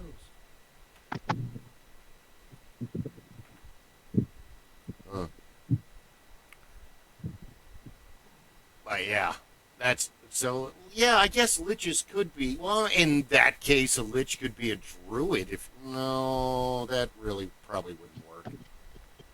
Yeah, I don't think any of the nature gods. I think if you look at the official, in first edition D&D, it implied that they could be high-level wizards or clerics. I think since then it's become pretty standardized that it's an undead wizard. I think the undead wizard story is much easier to generate in the long thing than it would be for a cleric. His gateway he's going to reset his system and see if that helps. Because normally you're right, it's a lich or a demi-lich it's usually a caster. And they got so powerful, and then they died, and then they just kept on being alive, and... The thing is, though, that once you become a lich, the downside is that however powerful you are when you become a lich, that's you. You don't learn any new knowledge. You don't learn any new magic. You might be able to craft all kinds of devices, but they will all be based on the magic that you already know. Yeah. There's no... That's why liches are like... Well, anybody who's dead and keeps on living is going to be crazy, but... They're out of their minds. But I always looked at that as the scale as how powerful can the character class become. And Lich is pretty much you win the grand prize. You get to keep on living long after you die. 4th edition D&D, as maligned as it was, and it was much maligned by a lot of people, had a lot of concept that I really loved, and I'd actually run a 4th edition D&D game if I could get people. One, unlike other D&D games, which, get you to about 15th level and the table goes to 20, 4th edition went all the way to 30th level, and it divided the characters into 3 tiers. At first level, you were a hero, and you went through your, progression. At 11th level, you chose, I forget what they call it, but basically a life path, where in addition to your character class, you could take on this other thing that modified you. And then at 20th level, you could start an epic destiny. And with the epic destinies, at the end of the epic destiny, your destiny could, if you were playing a dragonborn, your epic destiny could be you become a dragon. Your epic destiny could become a deity. And so there was a path to becoming a god in 4th edition D&D. And there were all these other, epic destinies if you got to that point. It's a lot of fun. I had the book for decades and I never read it. And I always, I gotta read that. But I started reading Shadow Dale. It's like the Time of Troubles? Yeah, that's the first one. The Time of Troubles were okay. I enjoyed the story, but it read a little bit too much like somebody's D&D game. It really does. And the problem is that it's so you're trying to figure out for most of the story whose avatar is whose. Well, you understand that the reason that the Time of Troubles and those novels came about was when the Forgotten Realms transitioned from 1st edition D&D to 2nd edition D&D. Some of the gods changed, and this whole Time of Troubles was the campaign device that defined the transition from one to the other. New gods rose, some gods fell, etc., etc. Because it also kind of reads like, Zeus and company taking over Titanville. But then they focus most of the story on the wizard, the fighter, the cleric, and the thief. The cleric Adon. You're only in the first book. Yeah, Don, he's a cleric of the god of beauty, and then you have Cyric, who eventually will become. Yeah, he'll replace some of the other gods. Yes, and I believe that the female ends up becoming Mistra at some point. And there's then hints of that already. Yeah. And then what was the other character? It's been a long time. He turns into a panther. He's a big guy. He's a fighter. I can't remember his name. I didn't finish. I got like 3/4 of the way into it. And I mean, it's cool. I mean, I liked it, obviously. I actually ran a campaign through that. That'd be fun. It happened during the campaign started before it, but the Time of Troubles happened during the campaign because the stuff came out while the campaign was running, and so I incorporated it. That's why, while I didn't run them through any of the direct events of the book, there were some things, where all the gods were sent to the earth. They faced off against the hobgoblin god and beat him. No. And this is what happened in my game world lore. Rather than his godly energy manifesting as another hobgoblin god, all the hobgoblins of the world absorbed his energy. And so the 1+1 hit die hobgoblins all became 2+2 hit die hobgoblins. Wow. And the attributes, which were based on, strength, intelligence, average, all jumped one category. So all of a sudden, hobgoblins became the Klingons of the world. Highly disciplined, very scary, to the point where my players started calling them Robgoblins. Robgoblins. Because they were terrifying. And in fact, they are the basis of my homebrew world, Oh, Aberrane. I call them the Tirnog, and they are lawful neutral and not lawful evil, but other than that, they're hobgoblins. And they have the biggest empire on the continent different. that occupies the center of the continent. Yes.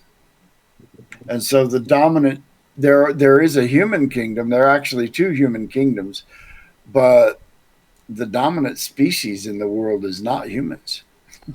It's hobgoblins. It's hobgoblins. Like I said, more like Klingons. I don't call them hobgoblins. I gave them their own name because they're not evil. Now, there are good ones and evil among them, but no. Going down the rabbit hole of my game world would be another session. Fair enough. Because sooner or later, we'll go play in it. All right. Well, hey, why not? You know, there should be more D&D planets and things like that besides, you know, Farron and Greyhawk and Dragonlance and Dark Sun.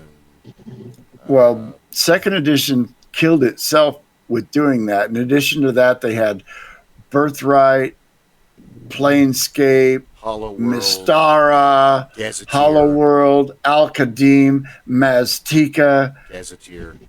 yeah, Karatur, and, you know, all of these, you know, they basically saturated the market with more product than gamers could buy. And when the booksellers started sending the shit back, you know, that's what caused TSR to collapse. They basically way overextended themselves.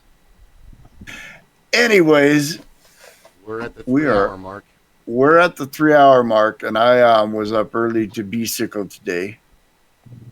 Yeah. And so I think I am about at the end. I think we're all there, honestly. Yeah. Well, for those of you out there in Twitch land, this has been the Supreme Council of the Master Geeks Lodge.